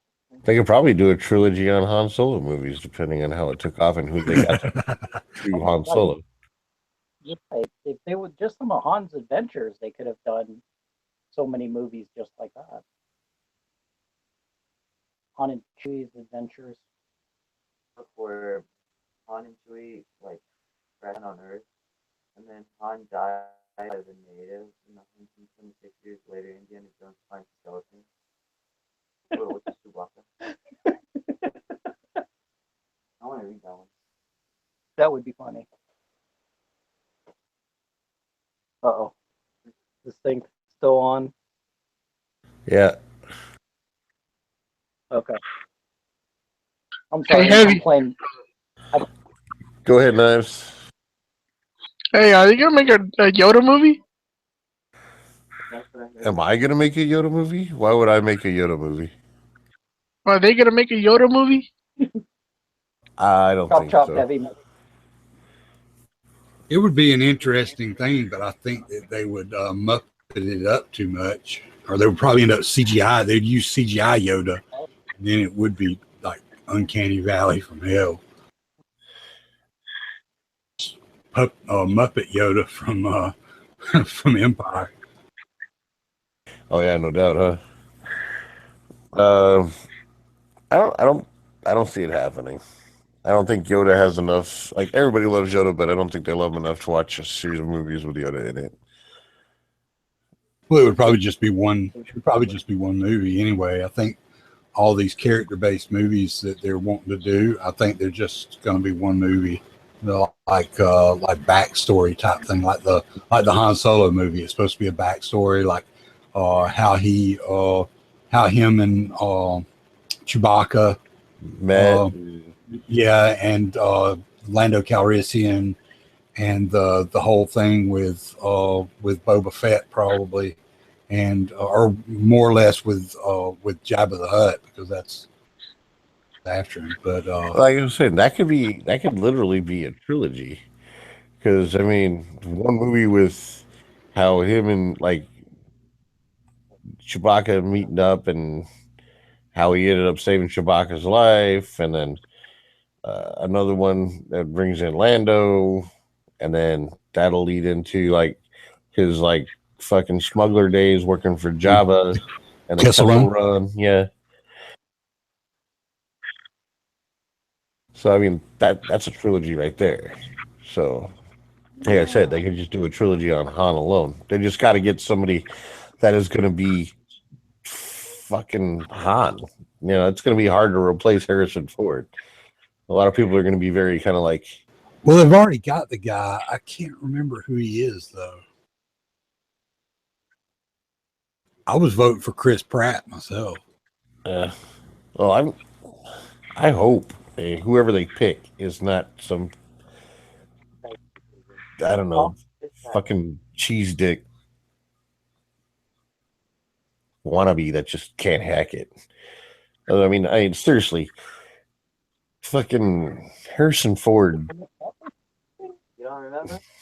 No, fucking awesome, dude. I mean, either. Howard, on I that mean, one mission. I don't know, dude. It's hard to explain. It's just I hope to God they pick a good Han Solo. I mean, not just a great Han Solo. It's where you go, yeah, okay, I can see this ending up being Harrison Ford. You know. Yeah, it's gonna be Marky Mark. Watch. It's supposed to be this dude. Why are you gonna fucking ruin my life? Yeah, play it, dude. Alden Ehrenreich. I missed his left arm. How do Butchering you his name, I'm sure. Stupid doctor.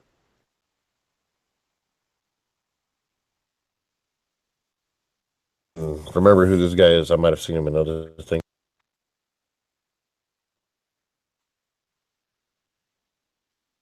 Yeah, I've seen him in stuff before, but I don't really. He's not memorable enough.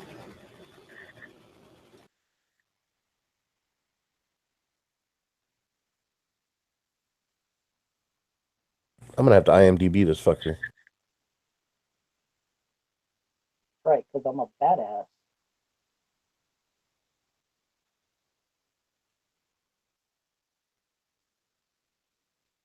This is so cool. It is, the graphics are way better. Dude, this is way better.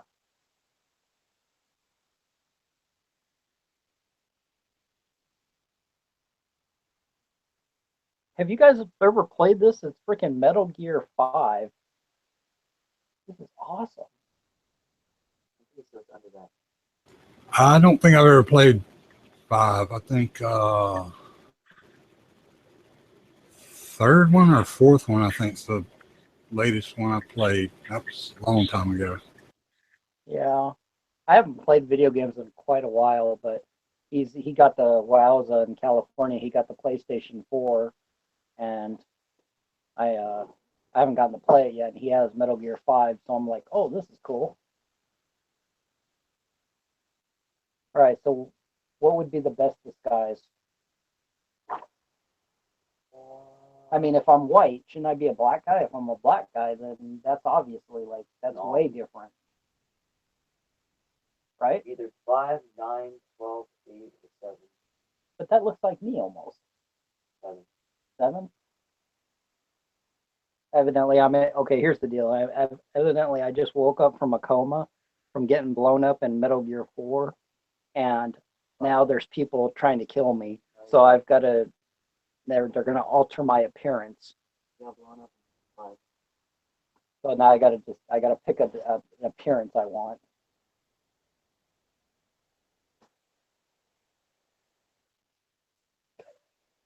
He's got what's his name?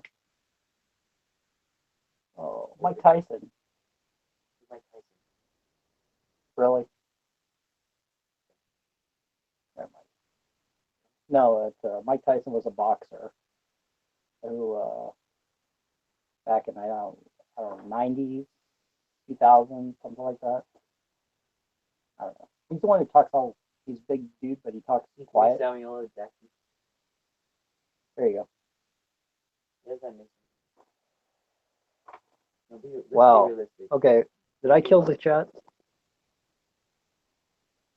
No, you didn't kill the chat. I'm just reading up on this kid who's supposed to be fucking the new Han Solo.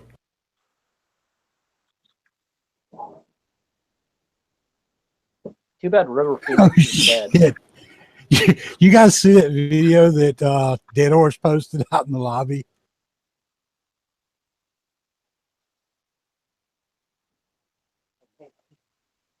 Oh yeah, we still got that. I forgot about that. I thought that was Jerry's. We were supposed to take that with him. Yeah, he told me. Oh, they didn't want to take it on the plane. Oh, I think.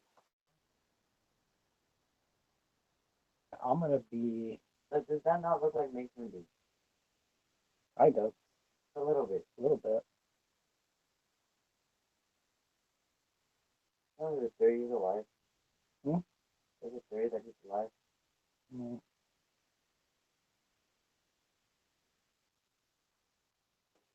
All right, I'm gonna be which guy? I want to be somebody I who. mean, this is just your online character. You're still gonna be Snake. It's just your online character. Oh, so this isn't a disguise? It is just for online though.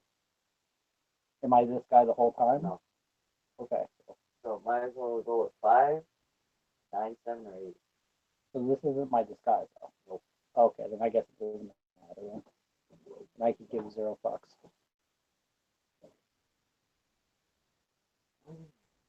Hairstyle. Oh, I don't want to get all into this. I'm fine. I can do that. I don't know. Do that. I don't know, I just hit the X and then it gave me hairstyle. I can change my eyebrows. I can do all this other crap. I don't really care though, right? I just want to start playing. Yeah. Okay. Look. How much was that? Oh, that's not bad. But still, yeah. Yeah, it changed the color. I know she did, didn't she? It's okay. You're going next year, right? Maybe. Maybe. If I go, I'll probably just do a friend. Okay, use this avatar? Sure. Well, I might have pressed no, that's fine. What are you looking for? My camera. What did you do with your camera? I don't know what I'm doing. Oh, you haven't seen my camera, have you? No, mine's in the glove box of the Jeep. Oh, damn it.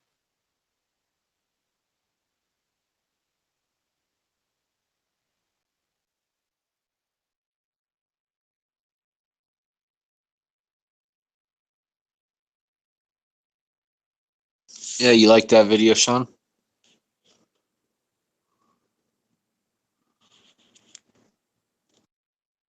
Yeah, that's pretty awesome. Dude, they have a bunch of videos. They're like these two little girls, like these two little sisters. And they were Yeah, I like, saw that.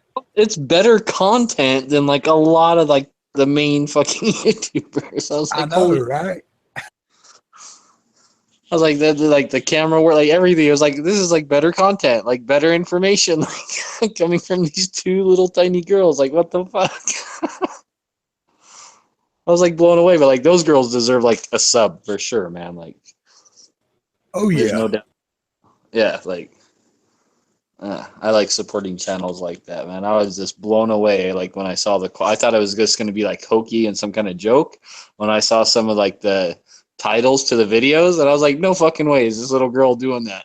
Yeah, Like, oh wait, I thought it shit. was. I thought it was going to be. There was going to be a punchline somewhere in there. And Yeah, you know, like, when you posted it, and said what you did, and I saw what it was, I was like, there's a punchline in here. He's trolling me, and I kept waiting for it. no, dude, like it was like really good, man. I was like, holy shit, this is like, yeah, like this gives me hope for our youth. If these two little girls can put out such high quality content and information like this, like, oh yeah, like,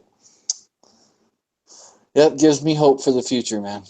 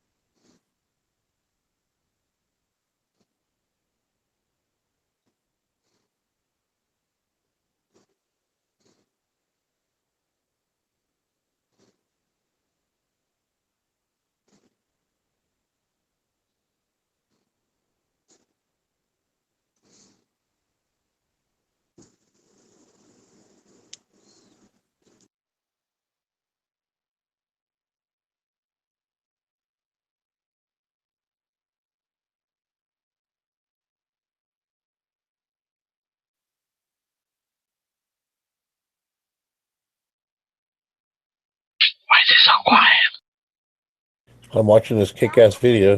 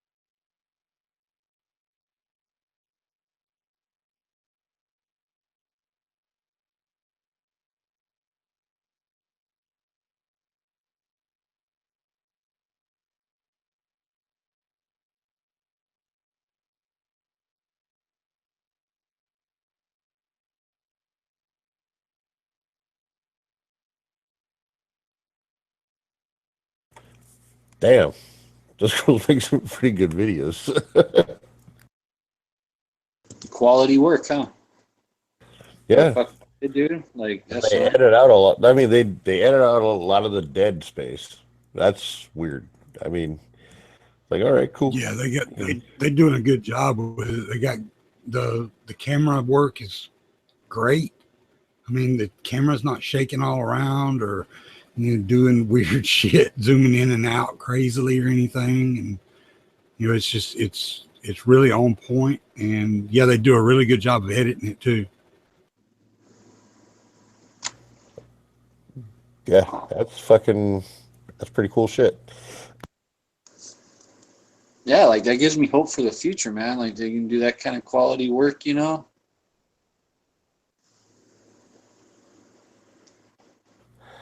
Well, shit. Like two little girls, man, putting out and the information and like their disassembly videos and like upgrading video, like I was just like blown away. I was like, holy shit. And then like you watch one of their shooting videos and they're like, oh, they can actually like shoot too. Like Well, I mean, the one girl in the video that just watched, she was wearing a shirt, said Sure Shots, so I'm assuming she's probably on some kind of like shooting team or something. yeah, like it looks like they do that like that 3-gun stuff and stuff like that, man. I was just blown away. Like holy shit. It's pretty cool.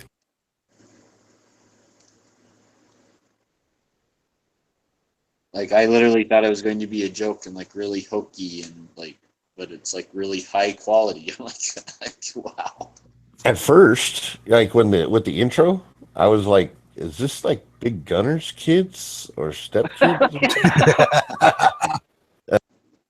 And then I was like, well, a lot of people, it's probably free graphics or whatever, but I mean, that looks an awful lot like Big Gunner's intro.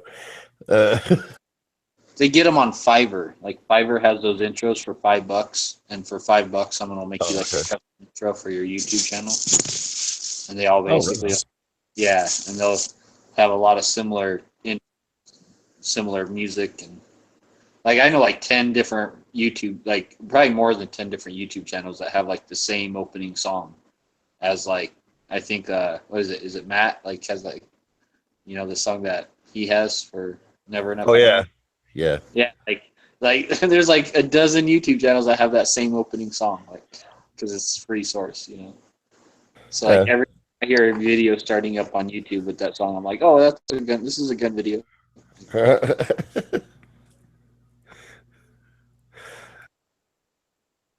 I'll be right back.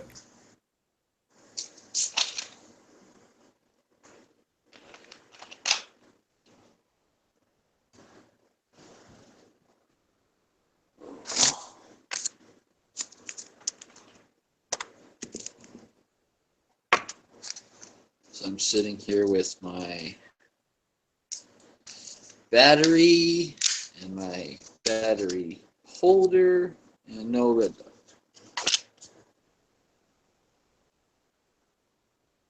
Motherfucker. So you never heard anything back from that guy? So you had to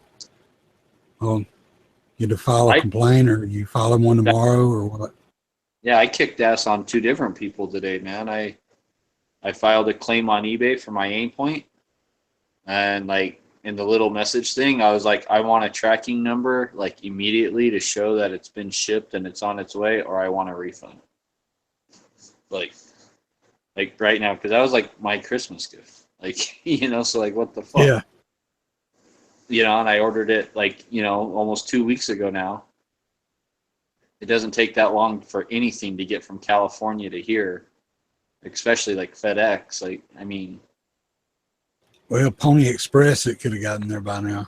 Yeah, like I literally. If it was, when it was being relayed across the country, it should have gotten there by now.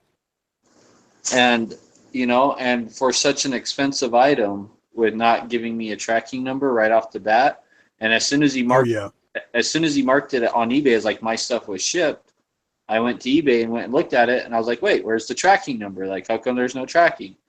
So I even messaged him and I was like, hey, Like, I want a tracking number, like, just so I know to be home, like, on the day when it's, like, coming and stuff.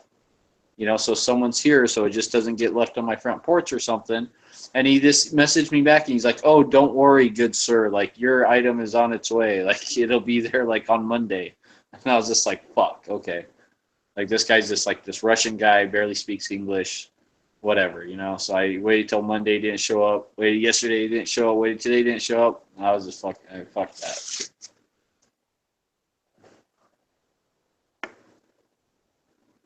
So I filed the claim on eBay for that, and then I called after numerous emails and shit, trying to get a hold of this company here who I bought a Ford Assist and a Mad Catch from. I've been waiting for over 2 months now. I finally contacted my bank, and I was like, yeah, I need to put in a fucking claim. Like, you know, like, I've never received my shit for this order, and they won't answer emails or telephone calls. So I put a claim in on that, and so I'm sure that the bank will be calling them or something, and then maybe someone will fucking pay attention and call me back. Like if they don't have the shit or like whatever, or there's problems, just fucking communicate with me, man, and tell me like, hey, like the company said they were gonna ship it and they still haven't yet, or like whatever. Like, just fucking answer my emails or my telephone calls, like, you know. Like, and it's not like I've been being a dick at all. I've been like completely nice. Like, my emails are like along the line of like, hey, how's it going? It's been like 3 weeks since I last talked to you when you told me the stuff was on the way. Is there any word on it yet? Let me know. Thanks. Bye. Like, that's how my emails are, like all nice and polite, and like, you know, like I'm not calling them names. I'm not like, I haven't done shit. Like, you know, I haven't demanded my shit. I've been completely like gracious. All I want them to do is fucking communicate with me, man. But if they don't want to answer emails and phone calls back, fuck them. Like, you know, they can deal with my bank. So.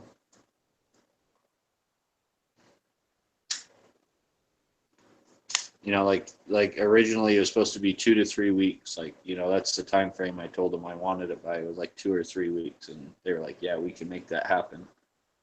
You know, and I've been gracious enough now to be like over 2 months. So. Yeah, that's just crazy. And it's not like I'm buying like this, like it's top of the line shit. I'm like, what the fuck? I paid the money. Like, you already took the money. Like, I mean. So did you contact fucking the people they manufacture and say, hey, can I just buy it direct from you? No, I'm going to. I'm probably going to do that tomorrow, because the last time I contacted them, they said, oh, yeah, we have them in stock. And I was like, sweet. Like, the company, I've been waiting on it for fucking ever from this company, right? And then the very next day, the company emailed me and said, oh, yeah, we heard from the manufacturer, your shit's on its way, right? And so I think the company literally called them and was like, hey, we heard that you have a customer who's like waiting on our parts. Like, what's up? Like, I think that's literally how it went down. So I'm just going to contact the company now and be straight up like, hey, can I just buy one from you, man? Like, I don't give a fuck. Just like 3-day priority that shit to me. And like, just get on there and say, hey, these guys just totally boofed me, man. I need to, you know, I need you guys to send it to me. I'll buy it from you guys direct. When you're paying $50 for a Ford Assist, man, I expect a little bit better service, you know? Like, like, what the fuck?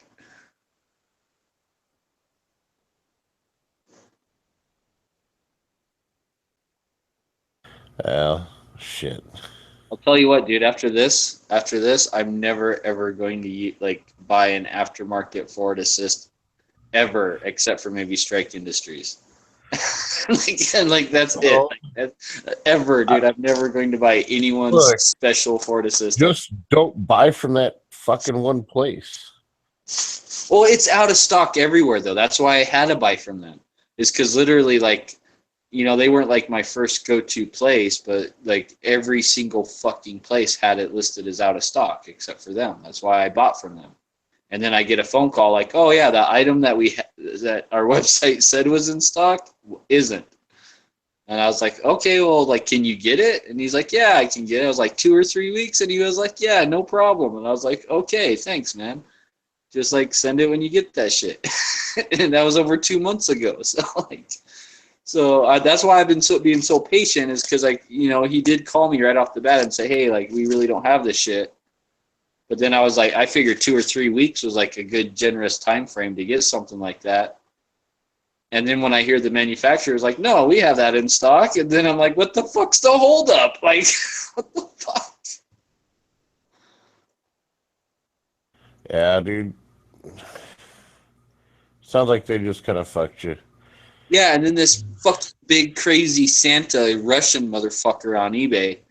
Like, I shit you not. I think what he did was just like, I don't even think he probably even had an Aimpoint. Like, he just sold that shit and was like, knew that like the eBay wouldn't give him the, like, take the money back until after Christmas. So by the time I filed the claim and shit, so he's like, that just gave him money to float on for Christmas or some shit. I shit you not. That's what I think he did. That's why I never got a tracking number, nothing. So he's sitting there floating on my Aimpoint money. Probably bought his fucking kids like Christmas gifts with that shit. Like waiting for his paycheck on Monday. Like, you know, after Christmas or some shit, like, you know, and then he'll just like get the money back or whatever, you know. Well, if he got the money, as long as you get your money back. Oh, but I'm pissed. I don't have my fucking Aimpoint for Christmas. Like, that's my gift. Oh, yeah. I have like the special battery cap for it. I bought extra batteries already. Like, you know, like I was like already buying shit for this fucking Aimpoint, and now it's like now it's not going to show up. Well, okay, he said it would be there Monday, right? And here it is Wednesday. It's not here. I bought the Sunday way before that. So on Monday was 8 days. Oh, crap. It's California, you know, FedEx. So, you know, like nothing takes 8 days FedEx from California. And granted, it is busy time of year and shit, but when the guy doesn't give you tracking, and then it doesn't come on Tuesday, then it doesn't come on Wednesday, and you've emailed the guy a couple times saying, hey, man, I want a fucking tracking number, and he doesn't reply to you. So, yeah, like, yeah, that guy's getting fucking negative feedback for sure, man. Like, I'm going to write something like, this cocksucker ruined my fucking Christmas. Like, do not buy from this cocksucker. Like, like that's going to be the feedback. Like, you know that I bought something from a company. It was what do they call that part of Amazon where it's like people selling shit, not necessarily. It's usually like just marketplace. People selling. Like yeah, it's like the marketplace thing. Do they call it marketplace? I can't remember. I think so. But anyway, that's what it is basically. Anyway, it's like it's just basically people selling shit. Anyway, I bought a little video camera thing, supposed to be like a little security camera, from a guy off there. And when I got it, the shit didn't work like at all. I seriously doubt that it even had anything in it. I think it was just a case. So I ship it back and everything. So I go to leave a review about it. I usually at least give some kind of feedback on purchases that I make. Especially the individual people selling shit like that. And so I write a review about it, talking about how it doesn't work and everything and all this shit, and didn't use any foul language, nothing. I just, talked about, the price of it compared to others and all this other stuff, and how, it would not work at all. And the stuff was even like the manual and stuff that came with it was, I know why he sold it, because he couldn't fucking understand how the damn manual was written. When I left feedback on it, Amazon would not accept my feedback. And digging into it, I found that there are certain people that you can't give detailed reviews about the stuff that they're selling because of some kind of deal they have with Amazon. Understand exactly what that is, and if anybody's run across this, if they could explain it to me, how people are able to basically buy themselves out of bad reviews. I don't There's understand that. people who buy themselves into good reviews. If Oh you yeah, look now that's easy. on I mean, Amazon, that's easy to do. people read all these reviews about the product, and they're like, and they'll literally say like, Yeah. I was given this product free to like review. Yeah, there's Like, groups you can copy and join that paste give fucking you like, reviews. yeah, that make it like where you can like get into the pool of people that do that like get things either free or like half price or something.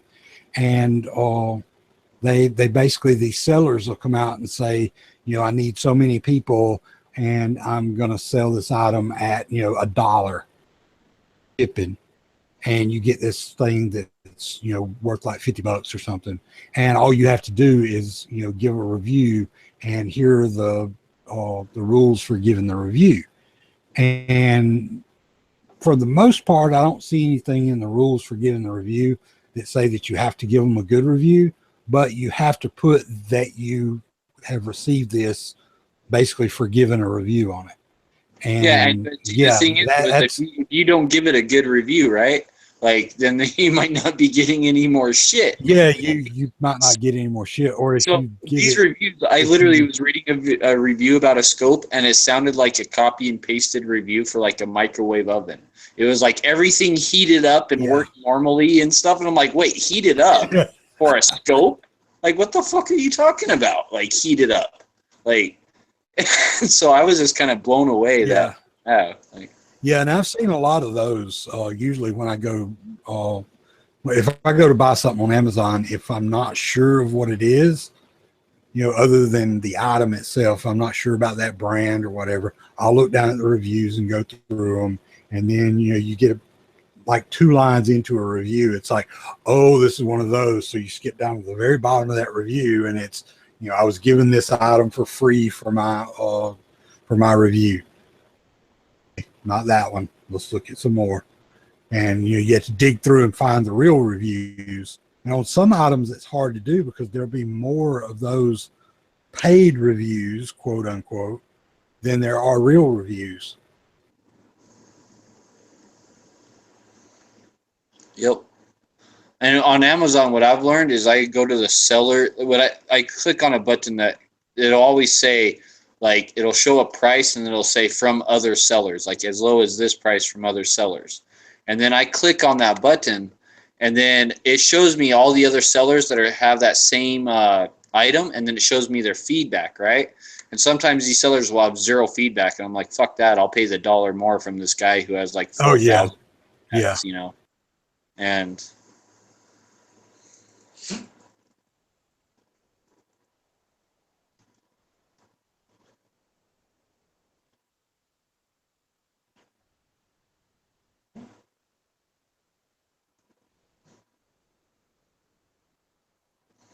Yeah, a lot of times I'll stay away from the individual sellers that are. Some of them may even be small businesses or something, but I try to stay away from those like individual sellers unless it's something that I need to get used. Like my oldest son, he homeschools, so his books from places like Amazon, because you know we need his books for curriculum. They're pretty expensive. You can get good deals on them online, so we usually buy his school books online. And me and my wife both, when we were going to college, well, when I was going to college, they had just started doing the stuff like that.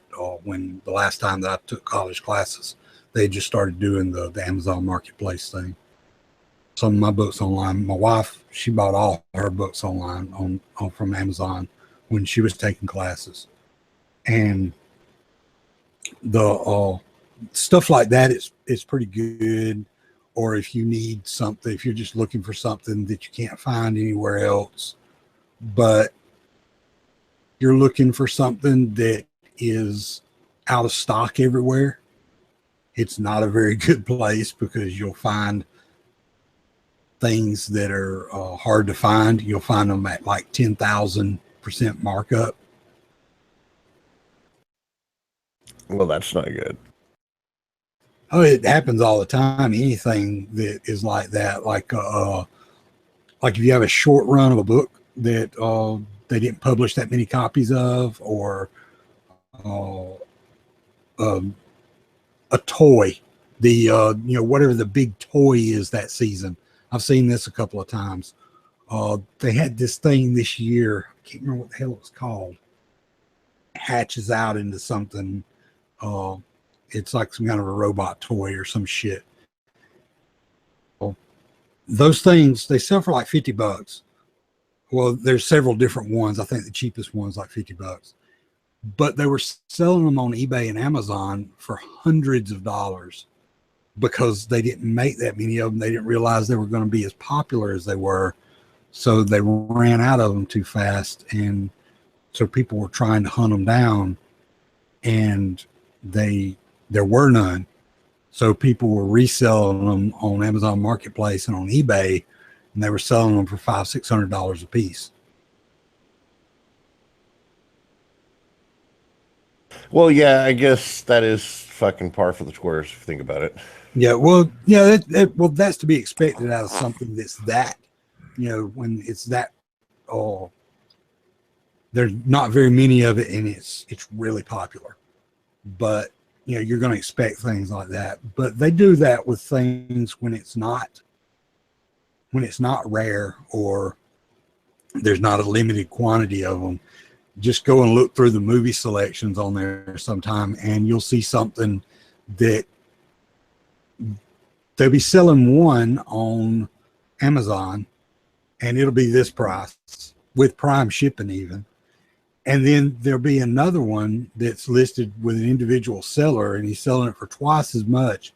And it's not a limited edition version or anything else. He just figures that some idiot is going to buy that. Well, yeah. Or it may have been out of stock when he posted it, but then they got more in the next day or something. So his listing is still there for however long he put it on there for. And then, he probably realizes, shit, I got to sell it at a lower price, and puts up another listing. Yeah. Oh, well, shit.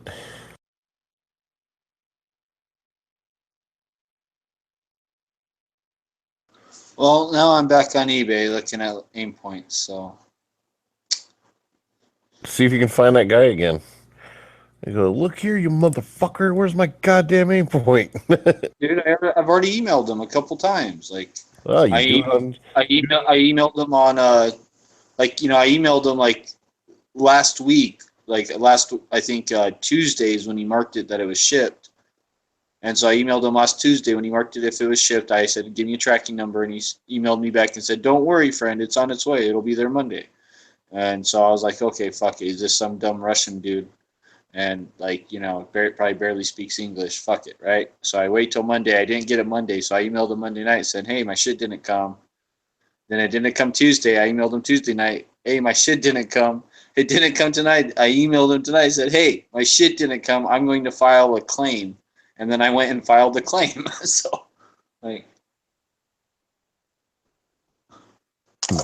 well, fucking just dude, I bought batteries. Dead horse. Go on his fucking Dead Horse. Go on his fucking things. You can find him again for that aim point. Can't you leave reviews?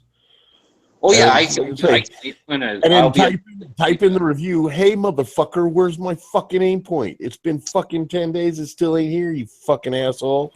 Oh, and then put that in there, and then when people see that, do it in all caps. They'll never see it because it'll never make it past Amazon or eBay. Yeah, and they'll filter that all out. Or eBay. I'm not going to do that until after I get my money back. Then after I get my money back, I'll be able to leave feedback, and then that's when I'm going to say, hey, don't buy any fucking thing from this cocksucker. He ruined my Christmas.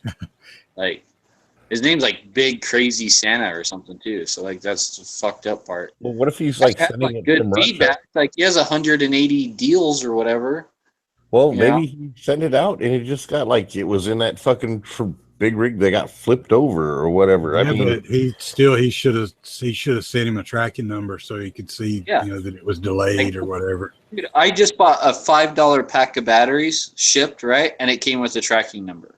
Like I buy shit for like $3 that come with tracking numbers, like, with shipping. Like, so I don't see, like, if those people can give me a tracking number for those tiny little items, how can you not give me a tracking number when you ship something FedEx that costs, over $300? Yeah, like on Amazon, when I buy stuff like from individuals, most of the time Amazon won't give me a tracking number, but I usually get an email from the seller almost immediately giving me a tracking number and thanking me for my order and shit. They'll send it to me because they know that it's not gonna, the Amazon system doesn't, for whatever reason, for some of those shipments. Some of them do, but some of them don't. But if it doesn't, I'll get one in my email. If anyone listening knows any sales right now for Aimpoint ACO or Pro or M2, M3, like, hit me up. Let me know, like, who has them on sale or where the deal's at.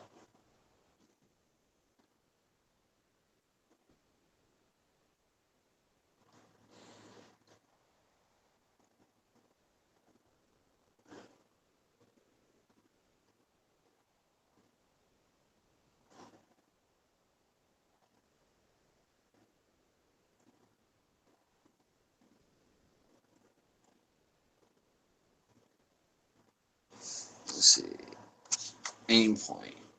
Price high to low.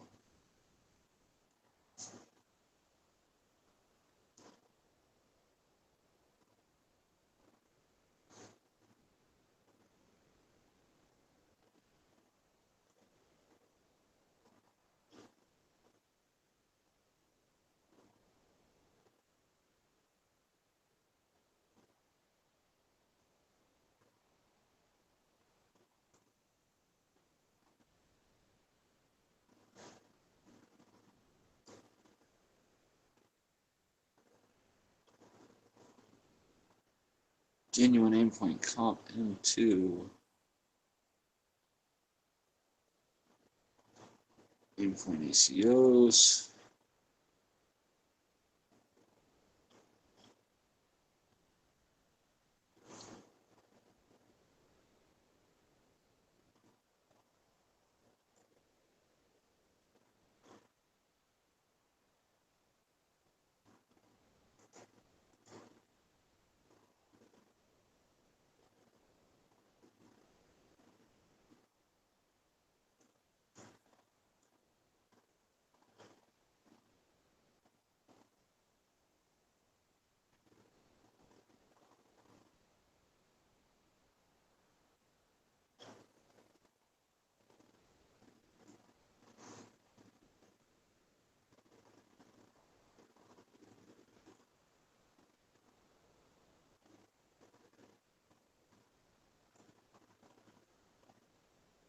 That looks huge.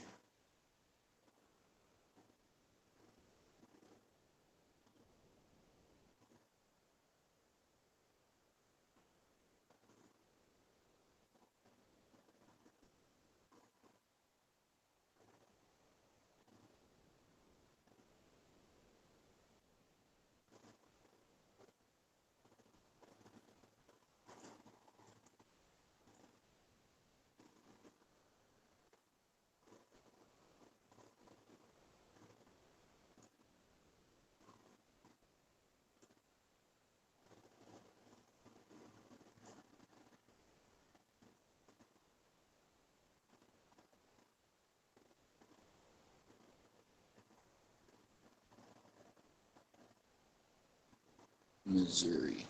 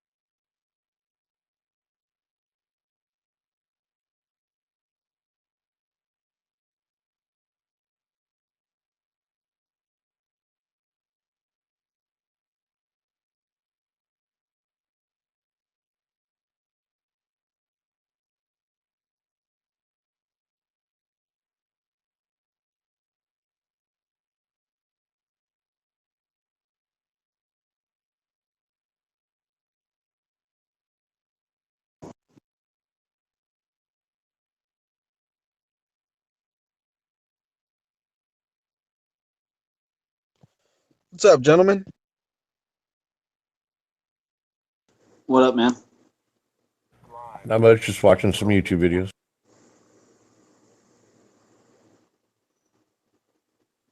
Right on, right on. Yeah, I'm chilling here in my truck, man. Fucking watching that movie, The Boondock Saints. That's an awesome flick, man. Yeah, it is. I fucking love this movie, man.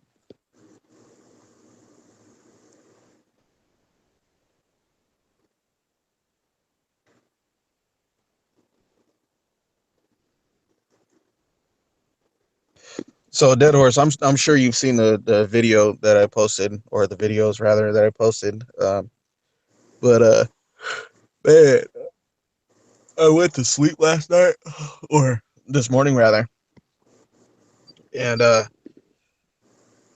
some fucking idiots, couple idiots, man. I'm kind of upset because I didn't hear it. I didn't get to come out and see what was going on, but a couple guys in a fucking Camaro came flying around the corner right here on my block and lost control, and they ended up fucking hitting a couple cars right here on my block and ending up in my neighbor's front yard. And then they actually had time to get out. Your cop neighbor? What was that? You're a cop neighbor? No, it was actually right across the street and about 3 houses up. But yeah, man, they fucking came out here, and my neighbor that's a cop, he was actually gone. He was on duty. But yeah, man, they came flying around the corner, lost control, and hit a couple cars, and then they got out and ran. And they actually got away. I don't understand it, dude. Like, I really don't see how they got away.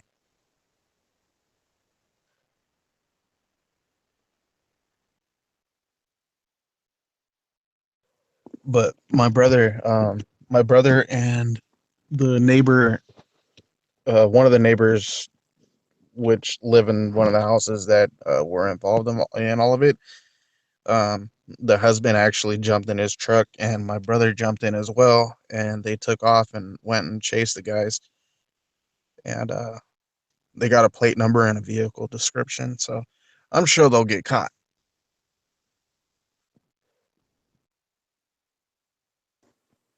And I was at a friend's house one time, and he lived on this really busy street, like this big, busy street. And one night we were sitting there, like having some drinks or something, and we hear this loud, huge bang, and the power goes out and everything. And we're like, what? Like, what the hell just happened? And literally, like, the house right next to the telephone pole in front of that, a guy hit it in his car going like 100 miles an hour and just like cut right through the pole and just totaled his car and rolled it and stuff into like through like 2 different neighbors' like yards. We all go out there and stuff, and we find the guy like out of the car walking around, like, and he's like, I gotta get out of here. Like, no, you're like fucking staying, like we made him sit down and stuff, and like, yeah, we're not going, no, you're not going nowhere. And it turns out, like, and we didn't know this until after the police arrived. Turns out he had a passenger in the car that like launched that passenger up over a house into someone's backyard. Like, that's how violent of a crash it was. Holy shit. I'm assuming his passenger died. If not, that's one lucky son of a bitch. He was fucked up, but he lived too. The driver was like pretty okay. He just had like cuts and bruises and shit. I think the airbag saved him, and I think he had his seatbelt on. And but I don't think the passenger had a seatbelt on. And after they like went through the pole, the car rolled like, I don't know, 4 or 5 times or something through yards, like bouncing through trees and stuff, and ejected the passenger up and over like a garage roof into some dude's backyard. Like, they only found the guy because he was like yelling for help. Like, he came to after the fact, like, I guess with all the sirens and stuff, and started yelling for help. And we never heard him, and we were like right there until the police and stuff got there. Fucking A, dude. That's bad. He's lucky he lived. Shit, these two guys, they didn't get hurt, man, because from what I hear, like from what my brother says and everybody else says, these guys got out of the car and fucking took off their license plates in fucking record speed and then fucking darted like they were in the NFL. Yeah, like that's going to the car is still registered. It's still the serial number. I mean, if I don't see what taking off the license plates would do to it, unless like the license was legit, right? Like the license plates were legit to like let's say their own personal Honda, and then they stole a Honda, and then they put their license plates on it. So then unless a cop actually checks the VIN, it's around the same year Honda, same color, whatever. I can see that, and then them taking their plates. But like, if it was just a stolen car to begin with, or if it was just their personal car, like I don't see like why they would take the fucking plates because they're gonna run that serial number. Well, I heard two different stories because it was a fucking brand new Camaro. I mean, the car probably had less than fucking 5,000 miles on it. It was a brand fucking new Camaro. And my brother said that it had paper plates, but the neighbor, which is one of the people who got their car hit, said that they took their license plates off and stuck them in the trunk. Which I don't know why you would stick them in the fucking trunk. You know what I mean? Like they're gonna search the car, but I don't know. It was a fucking mess, man. It was a mess. I'm just glad that I pulled my truck in my driveway last night because I usually park it in that spot where the other car that got hit. I usually park my truck right there. So, dude, your car should always be in your driveway. You should, even if you live in a real quiet residential neighborhood, all it takes is like some dumbass teenage girl who doesn't know how to drive on snow and ice, to like run into your shit. And at least if your vehicle's like up in your driveway, there's a lot more of a chance that a curb or something might stop them, or the snow in your yard or whatever it is, like just off that street. Right. A lot safer up in your driveway, man. I hate leaving vehicles out on the street. Like anyway. Yeah, so do I. I definitely do too. Like out on the parking lots going nice and slow and shit, and they're paying attention and looking for people and stuff. But like driving down a neighborhood street, people are like too busy looking at their phones and shit like that, and sideswipe you, and then they just like yeah. And you come out and the main reason why I try to keep my truck out of my driveway is because I live in a duplex, and we actually got fined, believe it or not, for pulling our vehicles in the driveway. Because even though I live in the front house and my brother lives in the back house, they deemed our vehicles in the driveway a hazard. Because if anything ever goes on in the back house, they have to be able to, like the fire department or EMS or whoever, they have to be able to have access to the driveway. So. Oh, and you only have a single lane driveway? What was that? And you only have like a single lane driveway? Yeah. Yeah. So that's why they fucking like they gave us a fine. They gave us a fine for parking vehicles in the driveway. But it's like, fuck, dude. Okay, what else is it supposed to be used for? You know what I mean? But no, I don't know. I usually park my truck in the general vicinity of where that car wrecked last night, and so does my wife. But luckily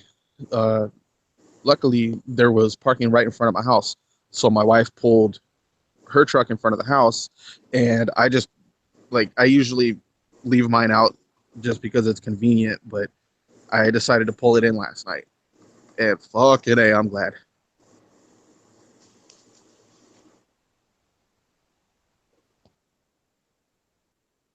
And I feel bad because one of the cars that got hit, it's kind of funny, but one of the cars that got hit belongs to my neighbor's boyfriend that decided to sneak over and stay the night.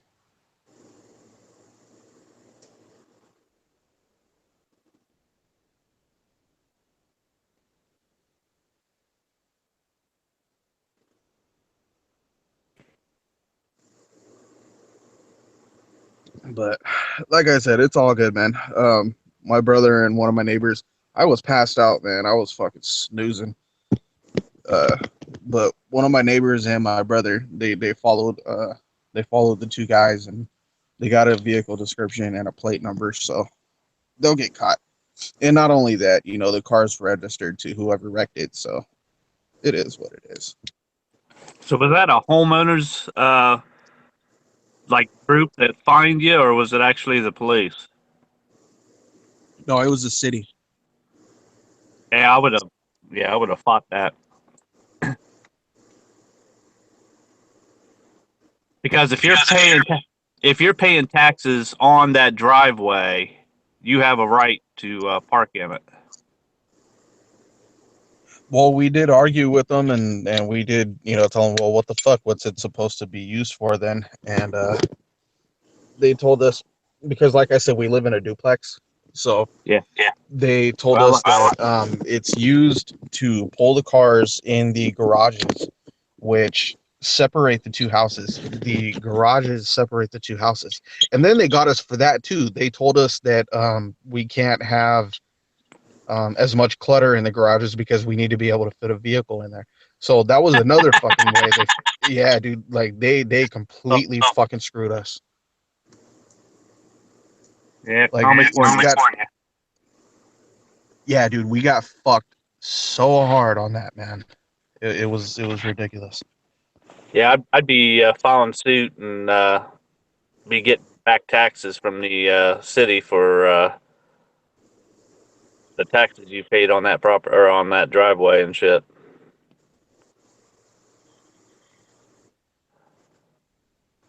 And I'd be every winter that you've lived there and the city hasn't come and salted your driveway, I'd be filing a lawsuit on that too.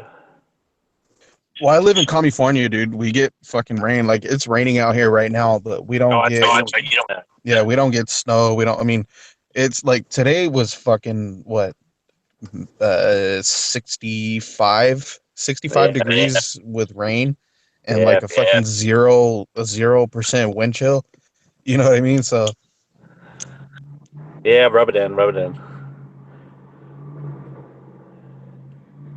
shit, dude. I wish I lived somewhere that actually snowed.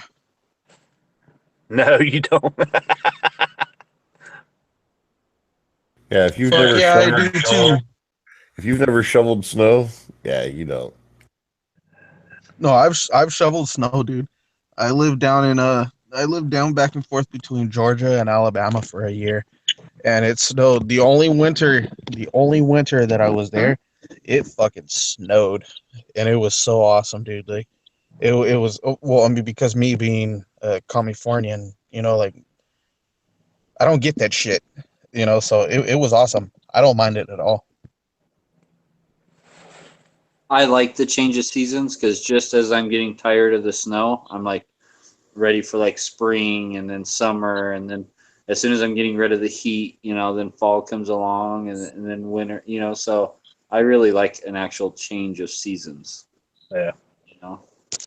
Yeah, same here, dude. I mean, don't get me wrong. California is, I mean, it can get hot as fuck. Like, we hit record temperatures here in Long Beach this last summer. It got up to 107, I believe, was the highest temperature that it got. And I mean, that was fucking miserable, dude. I'm not gonna lie, that was fucking miserable. But it's one of those things where, like you said, you know, you like to see the change in temperature, you like the change in season and everything like that. Out here, it's pretty much fucking summer all year long, except for like, I don't know, 2 months where it's kind of rainy, not even enough to end the drought, and then it's back to fucking beautiful weather. And half the time during those 2 months, it's still beautiful weather. You know, it gets fucking old, man. It really does.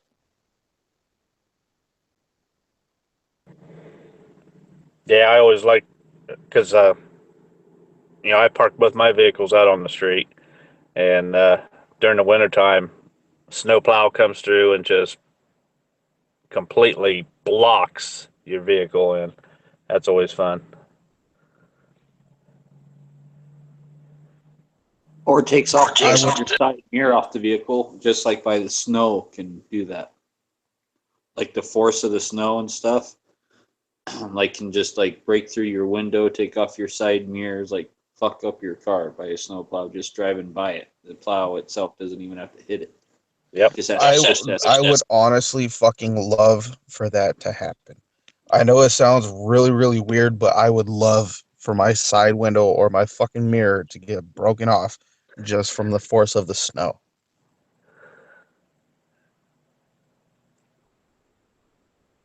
It would probably get old real fucking quick, but I would like to experience it at least once. Dude, you don't even know. I mean, that's why the Trans Am doesn't have hardly any miles on it because, I mean, once winter hits, it's parked. I mean, even an inch of snow, and I'm going sideways in it. People don't like. I was reading this thing, okay, and I know I'm going to get these numbers totally wrong, okay, because I don't remember exactly what the numbers were, but I was reading this thing about shoveling your driveway and like the average driveway size, right? And it was basically like a single car driveway that was like, I think it was like 25 feet long by like 10 feet wide, right? Like 8 inches of snow on that, like the actual weight of 8 inches of snow on a driveway that size was something like 6 tons. Is how much, like, you don't realize, like, you're like, oh, snow, it doesn't weigh anything. like these numbers, the actual weight was just amazing to me. I was just like, holy shit, I never thought about that. And then like they have this calculator and you can give them the size of your driveway and your sidewalks, okay, and then it'll know the square footage, and then you can just type how much snow you have, and then you can type if it's like light, dense, or like super wet, like snow, like, the consistency of it. And then it'll tell you an approximation of like, oh, you have like 16 tons. And that's how much I had in my driveway, was 16 tons of snow, my sidewalks and driveway. Like 16 tons of snow. I was like, holy shit. Like that's how much snow, like you have no idea how much snow how much weight you're moving, like just shoveling a driveway. Like it's unbelievable. And then they were going on to say about how many heart attacks that causes every year. Like that's like a huge thing in areas with that get a lot of snow and stuff, is heart attacks. Guys going out there because they really don't realize how much it's almost like a psychological thing. You don't really realize how much you're actually working and moving and lifting, and like how hard shit that is. Like how a shovel full of snow can weigh like 3 times more than a shovel full of dirt. Yeah, that's for sure.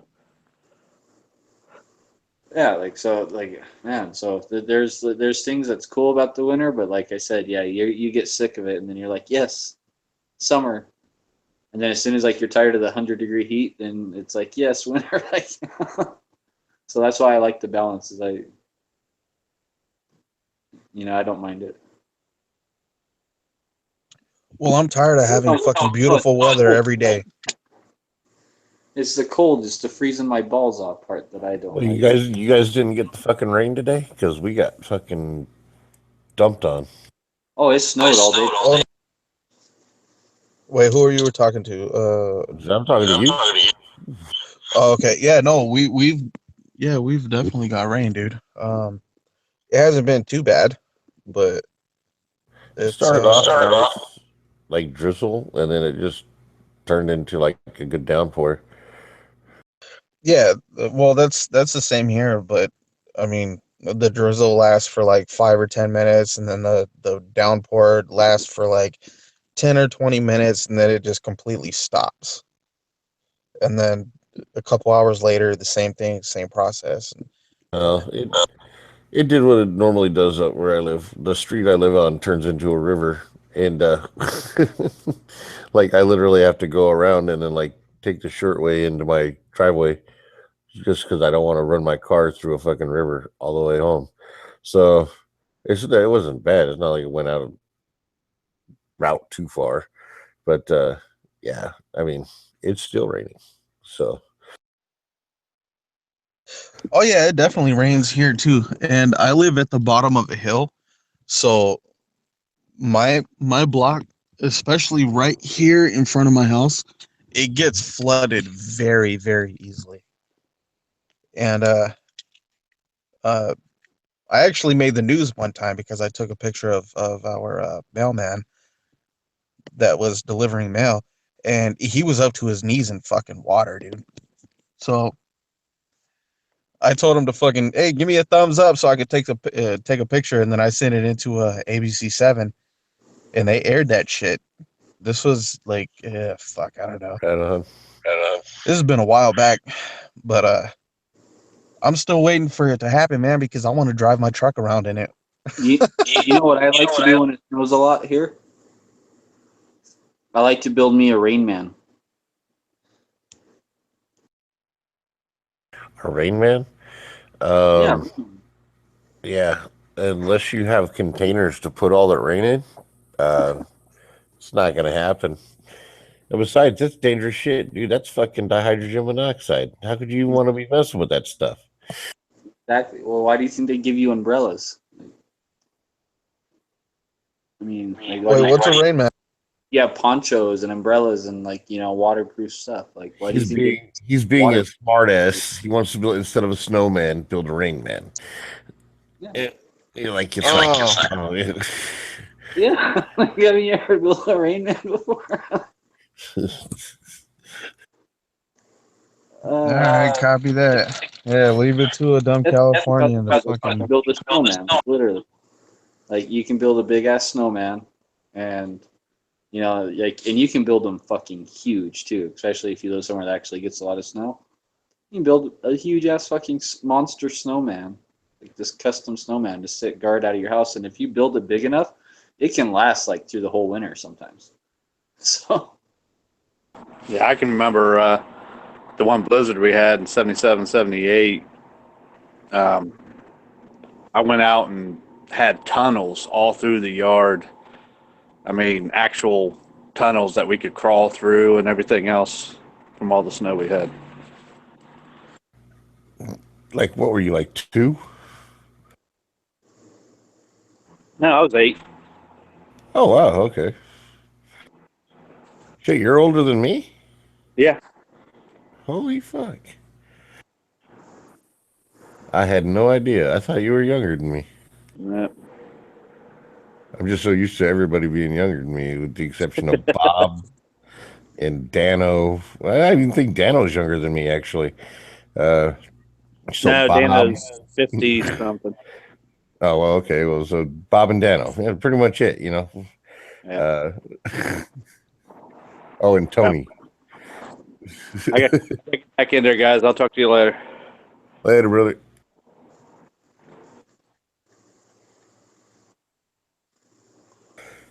Dead Horse, I've built a slush man before. doesn't count. Yeah, it does. It's like icy, wet, compact snow-ish.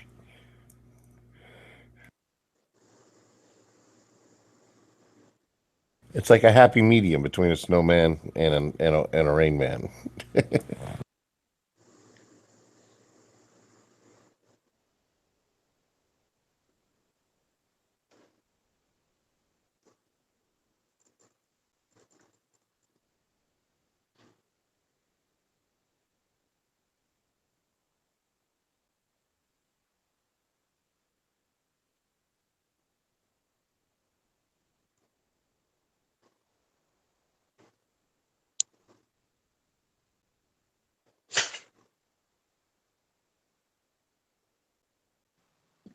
So, has anybody got any updates as far as what's going to be legal or illegal here in California come next year? Pretty much anything with a detachable magazine that has assault rifle characteristics to it is going to be no longer allowed to be sold. So, like ARs, AKs, they're probably going to go back to the pre-ban stuff they used to have that had like the rifle stock and the fucking 10-round mag with like no. Well, you know what a featureless AR looks like the Jersey style rifle, but without the flash. Yeah. That's pretty much what you'll be able to buy. Okay, so what about existing? Am I going to be able to put a bullet button 2.0 or a mag lock on and not have to register? Don't know yet. That's all speculation right now. Right now, everybody's saying there's a bunch of videos out there of some guys who are really on top of this stuff. And if you just type in on like YouTube, California, like type in like reasons not to register your assault rifle and stuff. And I watched some of these reasons of these guys saying like the reason why they're not registering any of their rifles. And technically, they found like this loophole kind of in the law that you can basically use. Is what it came down to. So I would recommend watching some of those videos maybe before you just think about going in, because from my understanding, like everyone's saying that if you can buy private party like pre-existing stuff, but then you have to register it. And if it's stuff you already own, then you don't have to register it. That's from my understanding from people I've watched, but like do your own research. That's not true. Well, I don't plan on registering it anyways, but I would like to try and do it the legal way. Well, it states in the law that just passed that as of January 1, 2017, none of those rifles are allowed to be sold in gun stores anymore. You can't buy new ones. Okay, and then but you can do anything. You can still do private party. You have is considered an assault weapon at that time, and you cannot transfer private party assault weapons in the state of California. Yeah, no, you can't. Yeah, no, you can't do that. Okay. 2, you have until January 1, 2018. So you have a full calendar year to get any weapons, firearms that you have that may fall into those categories registered as an assault weapon. So you literally have an entire year to do so. So this gives you plenty of time to go to the big box stores, and the little small gun shops and find out what they're selling, what makes everything legal, what would classify it as an assault weapon, and then be able to adjust accordingly. And that's what I'm doing. I'm not listening like these guys. A lot of these guys, some of them put out good information, some put out bad information. Some of them are interpreting the law their own way. The reason I say wait and go to the gun stores after the beginning of the year is because then you can actually see what they're legally allowed to sell, and whatever they're allowed to sell, you're allowed to own. Well, my Vepr is going to have to fucking be registered as an assault weapon regardless. Because as far as I know, there's no component that you can put on to make it like an AR mag lock or a bullet button 2.0. So I'm going to have to register my Vepr. And that's what sucks.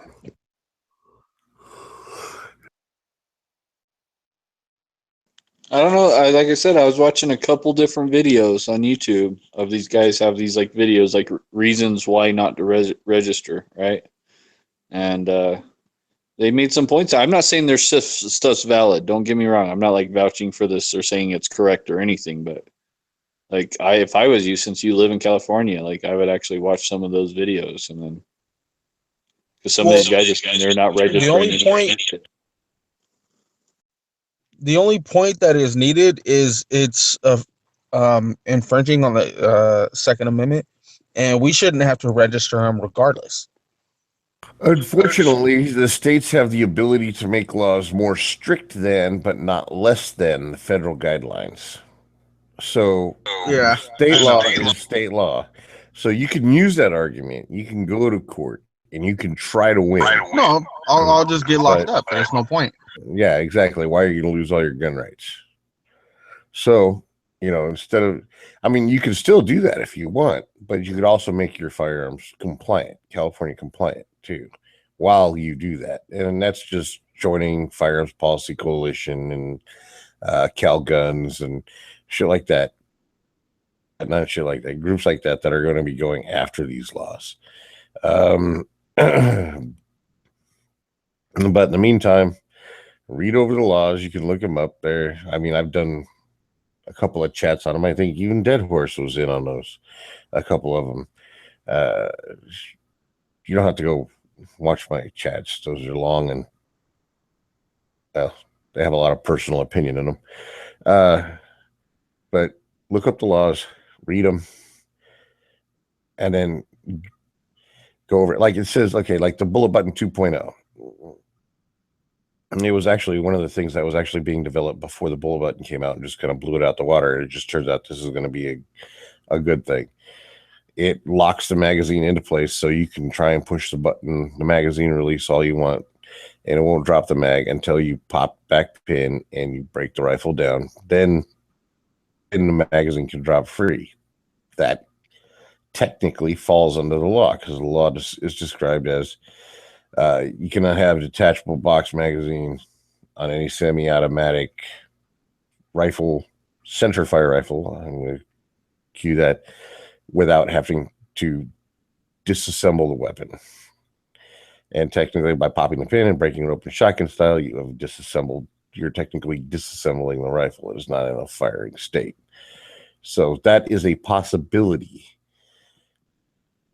But from what I'm hearing from the gun stores around me, it looks like you have to go completely featureless, which means they're going back to the pre-ban stuff or the California assault weapons ban. If it has any certain numbers of characteristics, then you can only have 2 of 3, or if it has 3 of 4 or whatever it is now, you're going to have to reread the law. And then, like I said, I would suggest either contacting a firearms lawyer and seeing what they say, because there are plenty of firearms lawyers here in California, or that's if you can do it without costing you too much money, and or going to your gun stores and seeing what they're selling, because if they can sell it over the counter, you can make notes and then make your weapon fit that category. And that would probably do you good. Like in your case with the Vepr, they might have to come up with something like a thumbhole stock type thing, which you have to remove the stock you have from the trunnion, remove the pistol grip, and then attach both of those together. And that would give you a stock with a thumbhole, and that might take away the whole pistol grip aspect. I don't know. It doesn't have a bayonet lug on it, right? Yeah, it does have a bayonet lug, and thumbhole stocks are actually one of the things that they banned because they consider them evil. So that's gone now. It does have a bayonet lug. That sucks balls, because then you'd have to either grind that fucker off or register it. It doesn't have a muzzle brake, does it? No, it has a threaded barrel that will accept a muzzle brake or a flash hider or whatever, but muzzle brakes actually aren't on their list. Flash hiders are. Well, then you got to come into the thing like the A2 style birdcage, which is a compensator, not a flash hider. So compensators should be legal because it just reduces recoil, blah, blah, blah. It doesn't hide the flash, So, nope, those are going to be illegal. Compensators? Yep, standard A2 fucking flash hiders, compensators, whatever you want to call them. Yeah, they're going to be illegal. Okay, so a muzzle brake. I think just having the pin, the barrel, you'd have to have something pinned and welded in place This is why I want to wait until after the first and see what the gun stores are selling, because they're going to push the boundaries, because the closer they get to the real deal, the more they'll sell, and they'll still be in compliance with the state. That's why I say check out the big box stores, is because they have lawyers that go over this shit and go over it with a fine-tooth comb and let them know exactly what they're able to sell. So where the smaller gun stores, they probably have lawyers too, but they probably don't consult them. They might have. It's just the fact that they'd be able to purchase them and be able to sell them in the state should be enough to give you guideline on what you can do with your rifle.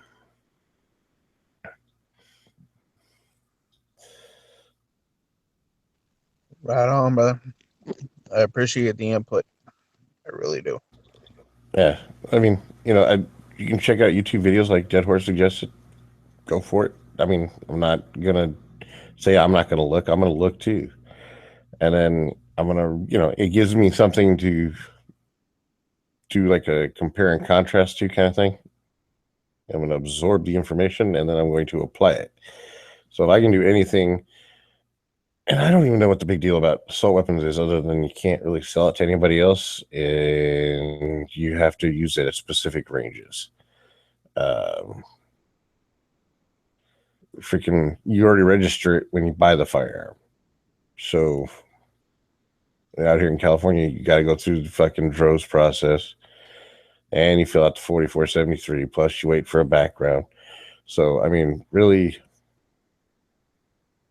do you just call up DOJ and say, yeah, that rifle I have, make that an assault weapon? Or, I mean, sure, you have to fill out a form and pay more money. That's pretty much what it comes down to. They just want more money. Well, I don't plan on registering any of my rifles, to be honest. I don't think that I should have to, especially knowing that rifles that are better equipped than mine, as far as, the bullet button or standard mag release, are floating around on the streets. I don't see the point in me registering mine. I mean, I really don't. Like, dude, there's guys that I've considered pretty reputable, like, information, right? And they have, like, these videos, like, why I'm not registering, and 10 reasons why I'm not registering my assault weapons, and all this stuff. And these guys are, like, quoting these, like, loopholes that someone found or something that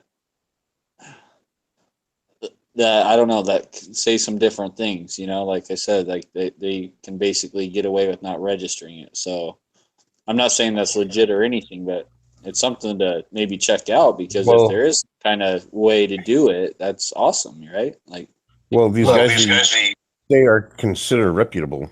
Like, what are their names? So we can look them up specifically. Some of these guys, hold on. Just do YouTube search. Top 10 reasons why I'm registering. Dead Horse, hold on. Reasons I'm not registering. Before you start giving names and all that stuff and giving video links, okay, I have to make a point. All right. I am a legal AR-15 owner. Okay. I'm sure you are too, Heavy, and you are too, Dead, even though you're not in the same situation that me and Heavy are. Okay. I have to ask you this. The current law and the current understanding says that something like an AR Maglock or a Bullet Button 2.0 or something like that is going to make our rifles legal, California compliant, because we have to break open the action of the rifle to reload it. Okay. Now, my question is, all of these people here in California, they own rifles like this. Okay. The state is going to know it because we have to register it when we buy it. So what are they going to do? Are they going to come and kick in every door and check every rifle to make sure it has a fucking AR Maglock or a Bullet Button 2.0? Or are they going to fucking leave it alone? I think they're I think they're going to leave it alone. Okay, I don't see them going door to door, because once that starts happening, people are going to start losing their weapons. They're going to start getting stolen and shit like that. quote unquote, air quotes. All right. 2, it's going to be more of like an add-on thing. Like, say you're on your way to the range and they pull you over, and if for some reason they need to search your vehicle and then they find it, then you got a California weapons charge on you. Freaking, you're at the range and somebody sees that you have a scary rifle, because there are people out there that will do this. Call the cops. Cops show up and they inspect your firearm. You now have a weapons charge. They're not going to go kicking in your doors because it takes too much manpower and too much. The logistics behind it is extraordinarily large. But you can get caught with it later down the road, and if you're not compliant, then you get California weapons charges on you. Well, yeah, I completely understand that. You become like, you could possibly become a felon depending on how they want to proceed with it. You could lose your gun rights. So, I mean, this is why I want specific, like, he's considering these people to be reputable. I would like to know who, so I don't just Google top 10 reasons why not to register my gun and get some Joe Schmo who fucking has a pretty decent fucking bullshit game, and you find out the guy's a fucking sealer, which means he doesn't know what the fuck he's talking about, and get your ass in trouble. Or my ass in trouble, for that matter. So, you know, if, you know, you're going to suggest that, you know, Dead Horse, you know, can you give us names of these people that you consider to be reputable? Like, Dead Horse, before you start. Just the other day, like, you know, I watched like one video, and like the next 3 in the playlist, because of the title, were all like reasons I'm not registering my shit, and all these guys like had some loophole, man. And these are, well, I understand that, but you have thousands of subs and stuff. That doesn't necessarily mean anything, but I'm saying it's worth checking out, dude. So, okay, yeah. I mean, so if I said that I don't want to register my shit because I'm a free American and I don't see the point in it and I don't want to comply, what would you say, Heavy? I would say get a good lawyer. Because if you get caught with that shit, you're going to go to fucking prison and you're going to lose your gun rights. And you're going to be paying lots and lots of money. There is a difference between wanting to, you know, being like, okay, I'm an advocate for the 2A, and I'm going to fight for our rights and all that. And then there's the whole, well, fuck the law. I'm an American. I can do what the fuck I want.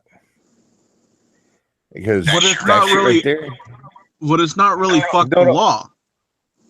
It's fuck No, it's not. It's fuck unconstitutional laws. Okay, great. And until that law gets deemed unconstitutional, it's still the law of the land. So you're saying fuck the law? Not, well, I guess I'm saying fuck California law and all their liberal bullshit. I'm saying fuck California law too. But I'm going to do everything I can to be compliant with those laws until they are reversed. While I'm in the state of California, I'm going to live by California law. Well, yeah, I'm not. That protects me. That protects me as a person. That protects my rights to keep and bear arms in the state of California. As minuscule as they may be, they're still there. I still have them. That doesn't protect your right to keep and bear arms. The Second Amendment does, motherfucker. No, the Second Amendment doesn't even really do that. It just states that these are rights, laws that we are born with naturally. But the point of the matter is, California law says one thing. If I'm living in California law, I have to abide by their laws, whether I like them or not. Because if I don't have the money for a fucking lawyer to fucking fight my case all the way to the fucking federal Ninth Circuit Federal Court of Appeals and up to the federal Supreme Court. The U.S. Supreme Court. I don't have that kind of fucking money. I'm a broke bitch. Dude. I'm not going to be the fucking guinea pig that gets fucking arrested and ruin my life and then still not change anything for anybody else. I'm covering my ass. I'm going to fight the good fight through legal organizations such as Firearms Policy Coalition, Cal Guns, the NRA, ILA, the fucking Guns of America, any of them. I will fight the good fight the right way because it's a losing battle to do it any other way. Now, that being said, likelihood of you getting caught with your firearm and having somebody call the cops on you or whatever is very small. But the chance is still there. I definitely agree. The chance is still there. I definitely agree. And I respect that you want to do it through, you know, the quote unquote justice system or the legal system or whatever. But I have a different opinion, man. That's fine. I'm not willing. You asked me what I would say. And I told you. Yes, sir. My reason. Yes, sir. Yes, So, sir. I mean, Sure you gotta did. do what you want to do. You're a grown man. You're an American. You're a free man. You can do what you want. I'm just saying that's what I'm doing. Copy that.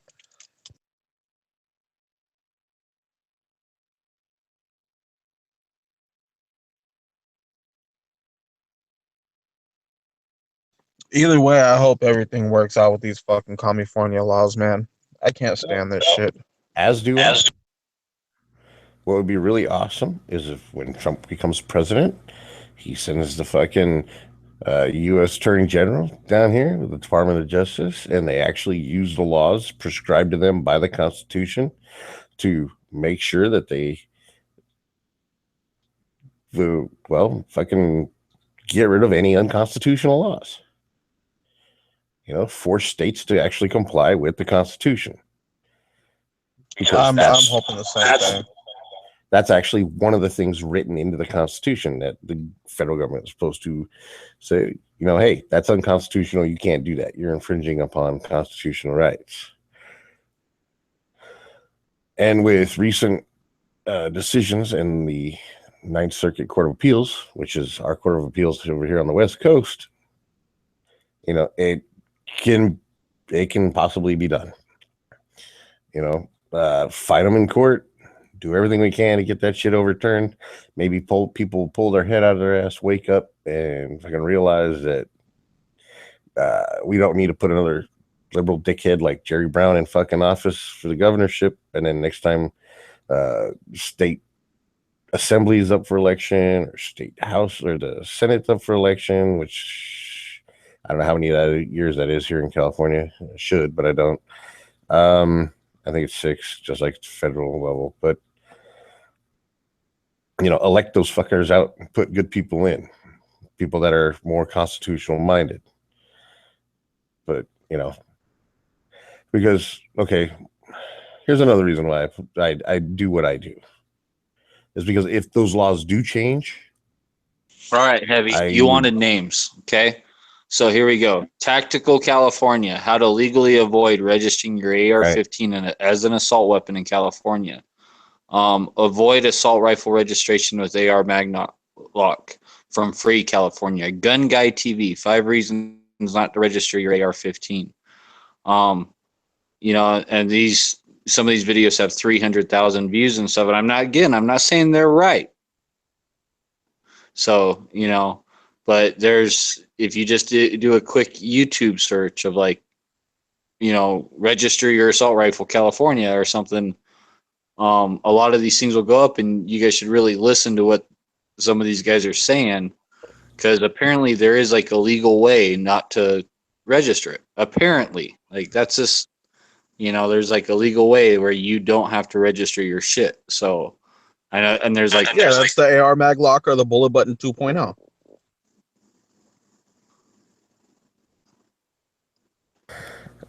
Well, if that works, then that works. I'm just saying, Dead Horse, you said that you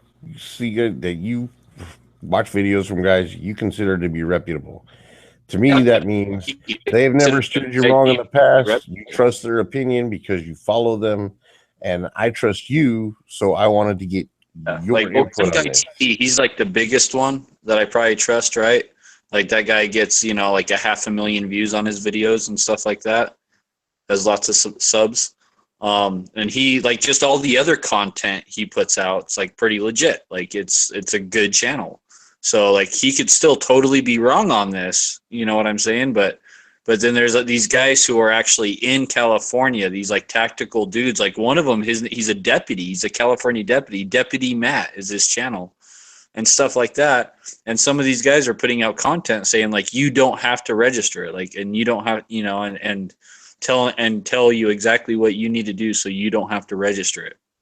And then a couple of these guys I've heard say that legally you can still do a private party sale of an assault weapon after this, but the way that you have to do it is like weird. Like it's not just like, it's not a private party sale still, really. Like it's, you know, like Well, you gotta nothing's like that in California. I mean, in California, even when you do a private party transfer, you still got to go to an FFL, have the gun taken out of your name and put into the buyer's name. So I mean, it's just like you were to walk into a store and buy a gun. It's the same process. Actually, it's more complicated because there's more paperwork. And again, like I said, I'm not saying any of these fucking guys are right, but like I watched like one video and it started out with the Gun Guy TV video, and then it automatically starts recommending videos after that. So the other day I watched like 4 videos about like how to, you know, register your AR-15 and why some people are saying like, oh, I don't legally don't have to and stuff like that. And there's a bunch of different opinions on it. Like, but apparently there is a way to, you know, not register your AR-15. So whatever that's worth. I want it. Like if I was in California, I'd be like looking for any loophole or whatever not to register and not comply with that at all. Like, as are most AR-15 owners out here in California. Like if I can find a loophole in the law, that allows me to be California compliant because I live within the state of California, then I'm going to do that. See, I'm looking at the long game. Okay? The long game is shit changes. If I lose my rights before shit changes, then it's all for naught. So that's my point on that.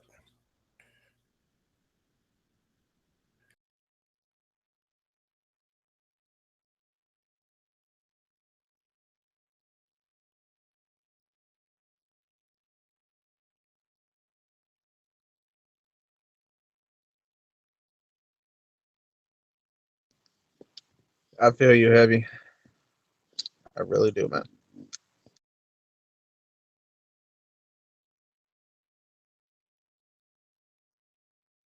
All I can say is I hope shit does get better. Confiscation's restriction, right? So, you know, I would be totally against it, and I would definitely be looking for any way to not have to do that. Like, you know, like I would even seriously be like looking at options of like, gee, like maybe I should like just buy some kind of storage or something and store my guns out of state or like something like until I move out of this fucking place or like, yeah, because that's okay. Well, the problem with that train of thought is, unless you report it stolen, or you can prove you have residence out of state or whatever. If the firearm's not in your presence, if you don't have control of that firearm, you could still face charges because it's already registered in the state of California. They already know you have those firearms. Like if you were to, like my friend went to go do a ride along with his brother, who's a sheriff's deputy. They did a background check on him.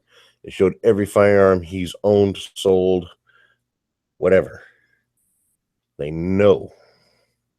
Already know. So if they decide to actually come kick in your door or come do a knock and say, hey, turn in your shit, and you don't have it, and you say, well, I have it over here, they're going to think you're fucking, until you can bring that item that's in question to light or prove that it's secured in another spot, they're going to go with the fact that you're trying to do everything you can to be non-compliant, especially if you don't report. Like if you decide you just want to do that and you say, oh, it's gone, and you didn't report it stolen, with the new law in effect that if you don't report it stolen, it's a crime. Yeah, I mean, it's a fucking trap, dude. So I mean, learn the law, read the law, find out what it is. I'm going to watch these videos you're talking about. Yes, of course I'm going to. But I'm also going to go around. I'm going to check out the gun stores. I might be able to talk to a lawyer. Maybe I can even get him on a chat and have him explain that stuff.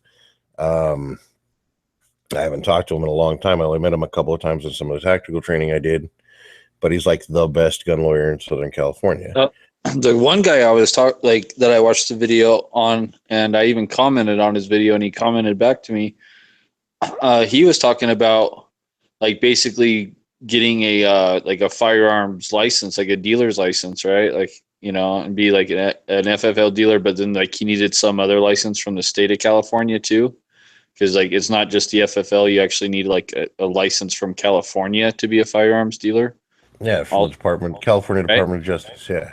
Yeah, and so he was saying like once you get those, and he was talking about going that route, but like I've heard like several different ways on how like you can still get basically have your toys to play with and not have to.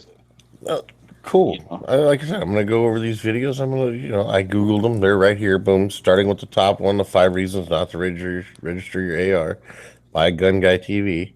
I'm gonna watch them.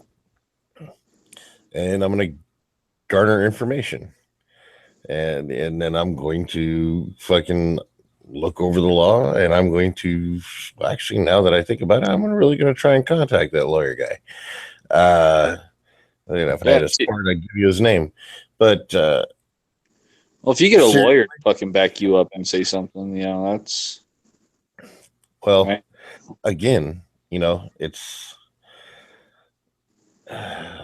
Well, when it comes to the law, they're like the expert, right? So, like, that's the opinion you should go with. He's supposed to be one of the best. He's actually supposed to be the best firearms lawyer in California. So, I don't know if he's going to give me any free time, though. Like I said, I don't have money to be paying him for consultation. Send him an email. Huh? Say, like, hey, do I have to register my gun? Well, I'm probably going to. As soon as I can find his information, I got his card somewhere in my important paperwork in case I ever needed him, which I haven't, luckily for me. Then, you know, like I said, I'm going to go over the information and all this, but just to say out and out, like, in my opinion, just to say out and out, say, well, I'm not going to do it because it's unconstitutional. In my opinion, not a good path to take, because unless you got the money to have a lawyer to back you up, if like the likelihood is very little, but it's still there. If it does come up, it's better to have the knowledge and not need it than need the knowledge and not have it. And, you know, I just don't see the point of setting yourself up for failure. And I'm sorry, Brandon, but that's how I see it. I just don't. I don't see the point. It's like, why am I going to put myself in a position to where I'm guaranteed to? Well, it's like Rosa Parks in the bus, man. This reminds me of Rosa Parks in the bus. It's like, yeah, like I can just go sit in the back of the bus and sit down and not make a hassle and just comply. Or I can sit in the front of the bus and make a big deal and get arrested and all this stuff, you know, but like, it's kind of like one of those things, man. So like, you just need a Rosa Parks. Be a martyr for the cause? Well, are you going to move to California and are you going to be our martyr? Well, for what has California done for me? Like, why would I go? Well, no, I mean, you're talking a big game about us being willing to fucking throw ourselves under the bus. Are you going to volunteer? I didn't say you guys. I said that what we need is a Rosa Parks. You know, they need a figurehead for that movement. For, you know, like, I will not comply, right? Like, they need like one of the big California gun guys to say, you know what, like, fuck this. Like, I'm going to fight this. I'm going to pull a Rosa Parks and, you know, and fight it. And now's like the perfect That time would with be Trump. great. If it gets appealed to like the Supreme Court and stuff, yeah. So Well, hey, that would be great. But is anybody here going to be willing to do that? Are you going to be willing to sit in prison while this shit's going through the legal process? That's what I'm saying. That's what we need is a Rosa Parks. So there might be a guy out there who's like, yeah, I'm willing to do that. And then risk the chance that no matter what, you don't win. And then you still end up in prison. You still end up ruining your life when you could fight it legally or just fucking move. I mean, Yeah, it's our a big duty as thing citizens to ask resist. somebody to be willing to give up everything. that It's they our like duty and as love. citizens not to resist stuff like that, to resist tyranny. Like that's our duty. Like Yeah, that's our, you're right. It is our duty. You gonna come down here and resist tyranny for us? again, Yeah, I'm not yeah. in California, so like No. But where does it start? Who's to say it doesn't hit Utah next? well, exactly. Like then it'd be different. So I mean, come on, man, jump in your car, pack up your bags, move down here. We'll resist tyranny together. Why I'll would I stand right want to next move to to you. California, dude? Like, I'll stand right next to you, and when we both go to prison, we'll be in the same cell. At least we'll have somebody we like to talk to. Are you willing to come down here and do that? dude, I want to even if like California didn't even have shitty gun laws, like I still want to move to California. Like there's just no but way. that's not what this is about. It's our duty as citizens to resist tyranny, right? It is.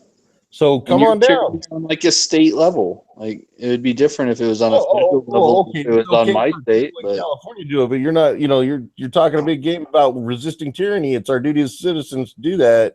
It You're not is. willing to come down here and stand by me. it's not my state. I don't live there. Like what am I gonna do? Like go there, get a job, and move there, and everything just to like fight for like a state that like I've never even lived in before or never done anything for me. You're right, but I mean, if California falls, then the laws in California fall, then the laws in Washington and Oregon will fall. Then the crap that they're trying to pull in Nevada, that'll fall. Maybe New York falls next. Well, exactly. I mean, I see it could be a start to the chain reaction. So come on, man, pack up your bags, come on down. Dude, like again, like I said, there's You don't have to wait till after the first year. That's when the law goes into effect. Dude, after the first year, come on down. I'll go out there. We'll do it together, man, side by side. Again, I'm not that guy, man. I just said what they need is they need a Rosa Parks. I'm just saying. It's easy for people on the outside to say what we need to do over here, but I don't see anybody volunteering to come down here.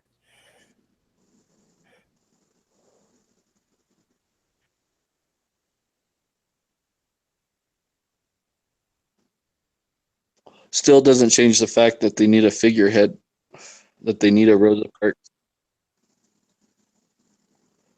that they need someone to fight. Still doesn't change that fact. Just because I'm not willing to come to California doesn't mean that.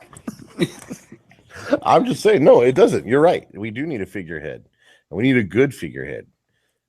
And we need a it's like figurehead like of some somebody. of those big YouTube channels, like a big guy like Terran Tactical, or like some guy like they need a Rosa Parks to fight that. It should have figurehead. And now's like the best time ever to fight that because of the way our government is with Trump and everything. So, like, and I'm not volunteering anyone for the fucking job. I'm just saying it would be like a good thing if someone was to step up and do that shit.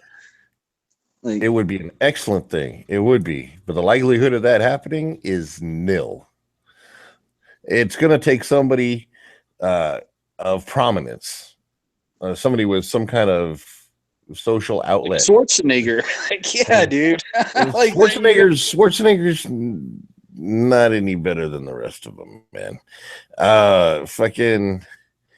It's going to take somebody getting caught and burnt that has money and power, and then them actually trying to force it on the people with money and power for that to actually be something that is where it's going to get like a fucking butt ton of support. Like if Keanu Reeves was out here in California and he got caught with one of those, then I'm sure there would be a massive support to go after him, and he would be the Rosa Parks in that situation. But it's, you know, finding somebody willing to do it. And honestly, dude, if you came down here, I wouldn't do it with you. I'd be, you're a fucking idiot for coming here. No, I agree with you. I see like other states going that way, Oregon, Washington, Nevada. You know, I totally agree with that. Disease is spreading. And that's why Yeah, it's your neighbors. Those are your neighbors, man. Those are your neighbors.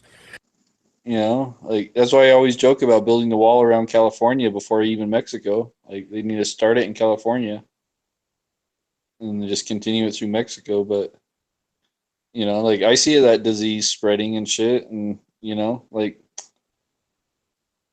I don't know,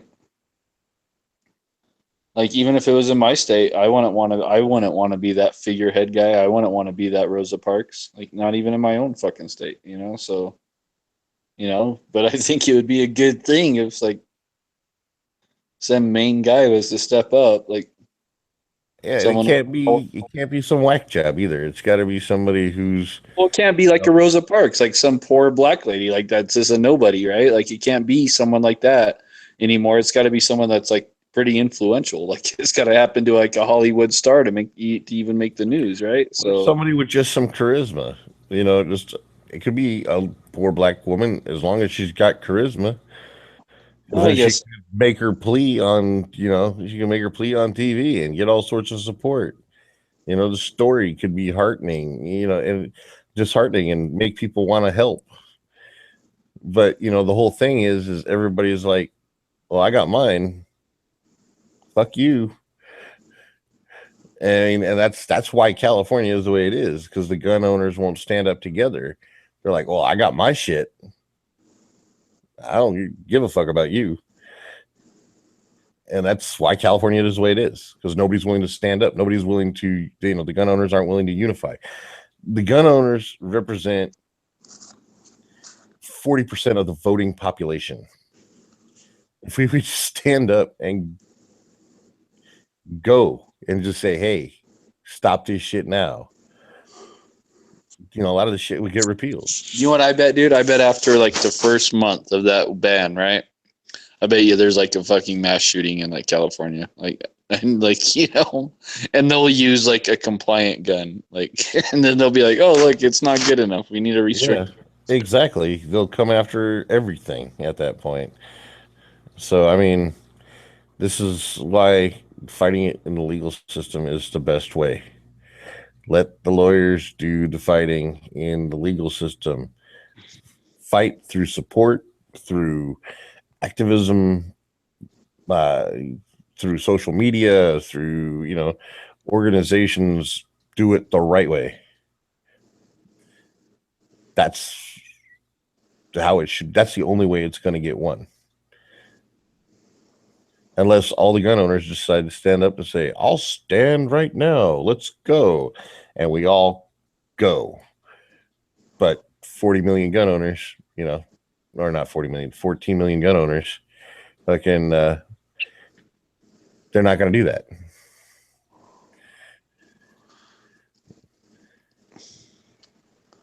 And just imagine if like, you know, 1% of that 14 million.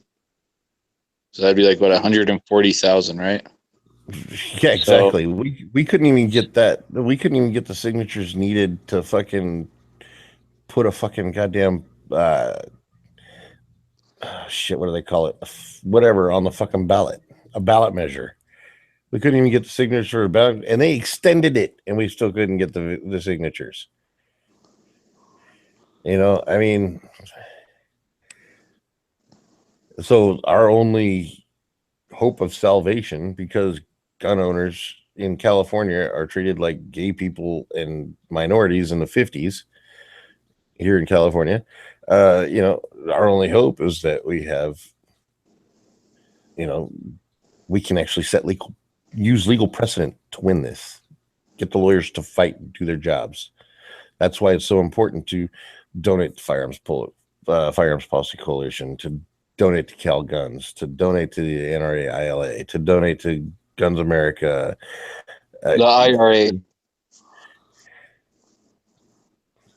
You know, so I mean, realistically, that's the feasible way to do it. And it's not like we're going to go to civil war with the state of California and fucking do this shit. It's not going to fucking happen. No, just imagine what you could do if this 140,000, 1% of like the gun owners in California actually like, you know, signed a ballot and actually got together and actually protested and at the Capitol, 140,000, you know, protesting. Like, just imagine 1%, dude. It was like they're gonna. Well, the problem with that is fucking California is so spread out, and our capital is half a state away from me. Still, like 1% of the gun owners gonna take a day off work and go for a fucking drive, or like I don't know, like it's fucking like a 10-hour drive, dude. And with social media nowadays, like I mean, it's not that bad, but I mean, no, and taking a couple of days off to go do that, fucking well worth it. But people aren't going to do it. they should. Like I don't know. I agree 110%. If just 1%, dude, just 1%. No doubt. I'm in complaint. If we had we should just since they're obviously too lazy to go down and protest because like they're gonna miss American Idol, right? So what they do is we just collect money like a Patreon or something, and then we just hire those DNC actors and people that were paid to show up at like Hillary events and those DNC protesters and all that, right? We just, because those guys are out of work now, right? Because you know the election's over, so all those, you know, actors and stuff the DNC hired, like we'll just hire those guys to go down and protest for us. There we go. Yeah, the problem with them is they'll go down there and they'll riot and they'll burn shit and it'll make gun owners look worse. So no, that's how you get what you want nowadays. Like, it's like, oh, dude, like, what's what you do? Like, yeah, that's like the norm. Like, come on. Oh, you know, I'm just saying, it's, you know, this is a. We'll go down and block freeways and roads and, you know, like it won't even be as it'll just be like the paid people, like these paid actors. So there you go. Like, so if like you could get 1% to like all donate like $20, like, yeah. Oh shit. Fuck yeah, that would be great.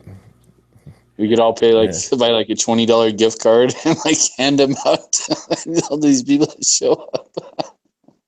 Again, dude, Californians are like, I got mine, fuck you. I don't give a fuck about you. I just got mine. That's all that matters. And that's what a majority of California gun owners are. They're just like, they're that or they're FUDs. There's a very small percentage of people that are willing to be.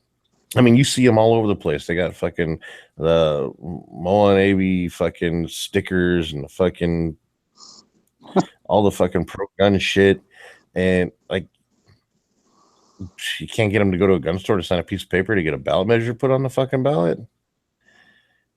Really? I mean, you're supposed to be this hardcore 2A person, yet you don't get off your ass to do that.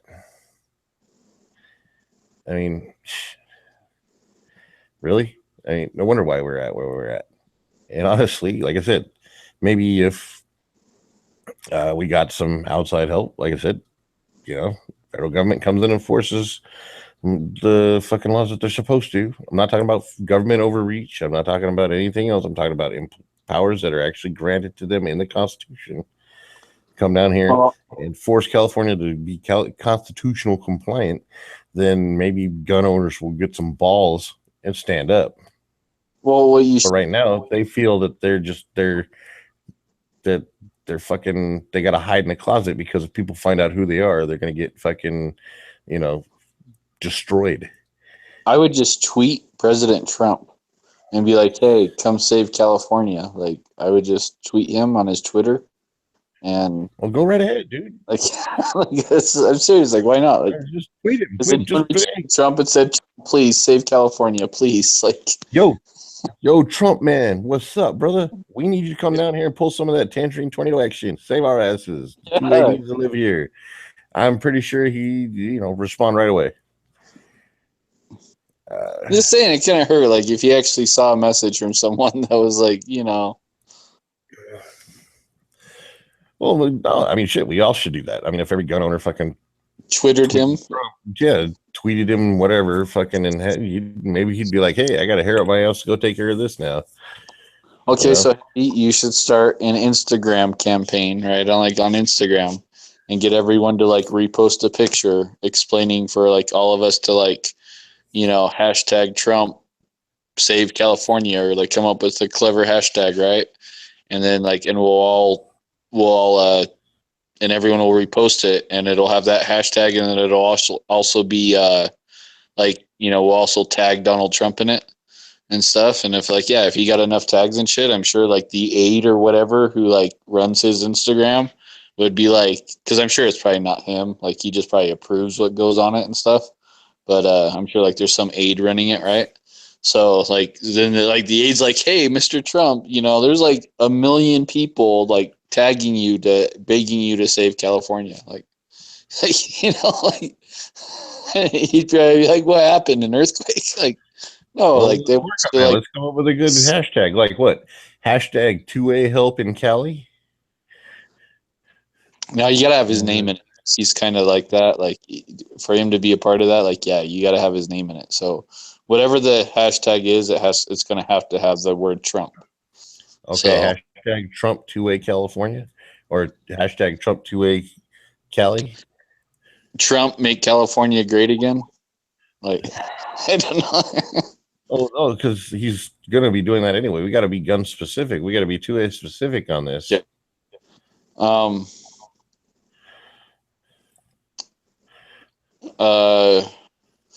I don't know. Let's see. Like hashtag Trump Cali gun laws, or hashtag Trump gunpocalypse. Hashtag Trump. That sounds too anti-gun, but I'm using the word Trump as in his name and as in Trump as in to be higher than California gun Trump laws. the gunpocalypse. Yeah, that's a good one. Trump the gunpocalypse. There you go. So hashtag Trump the gunpocalypse. There you go. There you go. And then come up with a little creative picture, like preferably with Donald Trump's like face on it, right? And because he's like vain like that, right? So you know, make sure his picture's in the thing that you come up with, and like type on over his picture, like, you know, like to repost it, to save California, to save gun laws in California, and then tell it, and then ask everyone, not just people in California, ask everyone just to repost this shit, just so it automatically tags Donald Trump and shit. And like, I bet you Now 1 million people did that, dude. If there was 1 million fucking tags, I bet you like he would hear about that shit. Like that's no small thing. I'm sure you're right. It's no small thing. And, you know, I just need somebody with the technical prowess to be able to make a meme of that and then be able to post it. Well, I know this perfect place called Gun Channels where there's like all these guys, and like some of them have like work on computers and all that shit. I know this guy named Nightstick, and I heard that he does. I heard Nightstick does like does all sorts of. He can do memes and all that kind of stuff. Like he's good with. Oh, I thought you could do memes too. Me? Oh, like I have a little app on my phone where I can do like a meme. Like, yeah, I have an app on my phone where I can, but that's like perfect, because then you could do that on your phone and then like, or show me how to do it, whatever, and then, you know, post it straight to Instagram and Snapchat and Twitter and Facebook. See, I'm not on out there. I said I'm only on Instagram. Like I'm not on like any of that other shit. Well, I mean, if you use, you know, it just makes more sense. The more social media you use. Oh yeah, exactly. That's why you'd want someone. I bet you Night Strike has like a Facebook and a safe space and all that kind of stuff. I bet you like. Good possibility. You see me, I just use Instagram, man. I don't even use Bookface or like I don't use any of that stuff. You don't use Face Space, or was it my book, or Face. who's the comedian did something whatever it in my face, or it's like No, I don't use any like any Facebook of in that my social face, media whatever. shit. Yeah. I'm just saying, it's The only I reason mean, yeah, I it's a use good it- idea. the Let's put reason your I plan even in use action. Instagram is because of the pics, dude. Like it's like I get to see cool pics and get to see guys like talking about some of the shit they use on their guns or shit like that, you know. And I get to see cool pictures, and that's like the only reason I even use Instagram. It's like not even to like be social media. It's like more of an entertainment thing. It's like for me, you know, it's like entertainment, like, you know, looking through the pictures and stuff. So it's not even like I don't even really use Instagram as like a social media platform. But yeah, like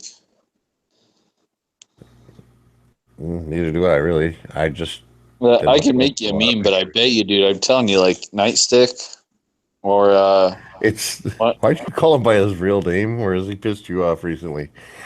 No, I like Nightstick, dude. He's fucking awesome. Night Strike, even though he spelled it with a Y, it's still Night Strike. Oh, okay. I thought the R was silent. I thought it was like German or something. Come on. I believe it's got Italian, so I don't know. Maybe it's not to strike.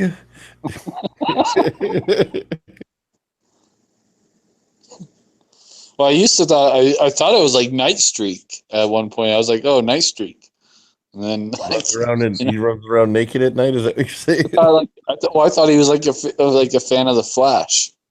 Like I swear he said that was like his favorite character. You know? So yeah, you like run around naked like on the Flash, like Night Streak.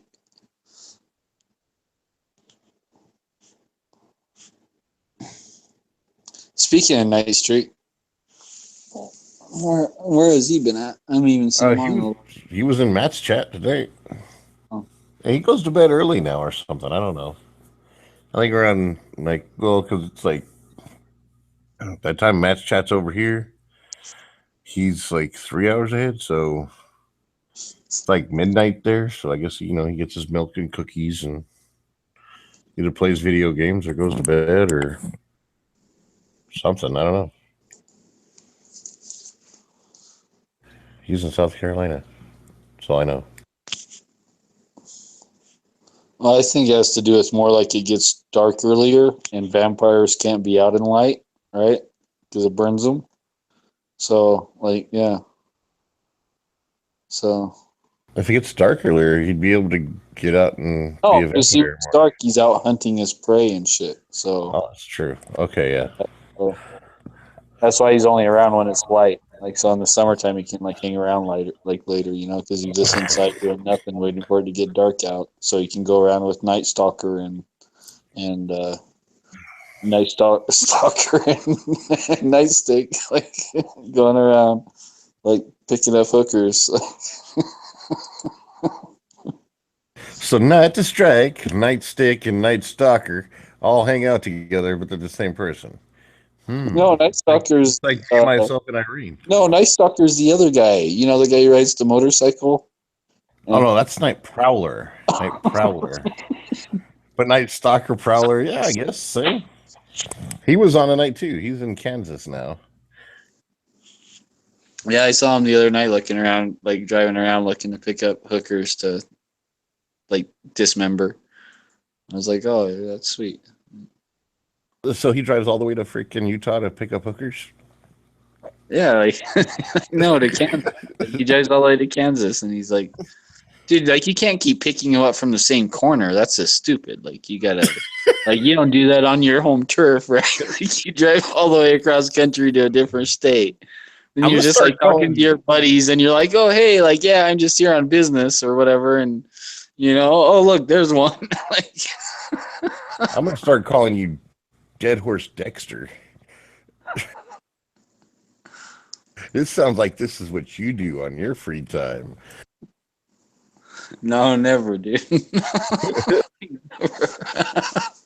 You have this well too thought out, man. It's like No, dude, I watch movies. I watch TV. I know how that shit goes. I watch like CSI.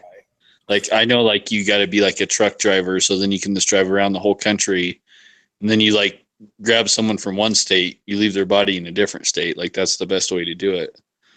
You know, like even though that makes it federal, but like that's like the best way to do it.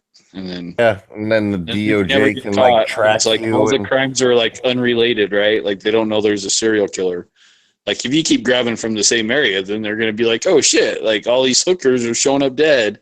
Like I'm you know, like pretty sure they'd figure it out. I'm pretty sure they'd figure it out, especially if you keep taking them from one state and dumping them in another.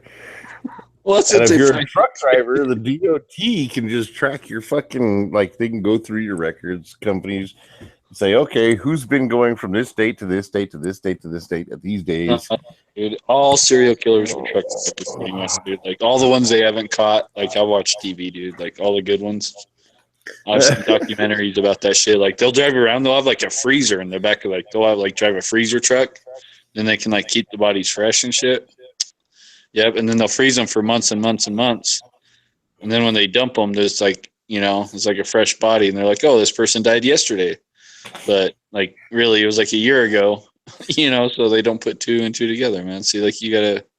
I've watched these documentaries, like the Iceman. You ever watch that Iceman documentary? Dude, you're starting to scare me a little bit. That's what that guy did. Like he was like a hitman for the mob, and he would like freeze the bodies for like fucking years, and then dump them. Like, and they never like put two and two together.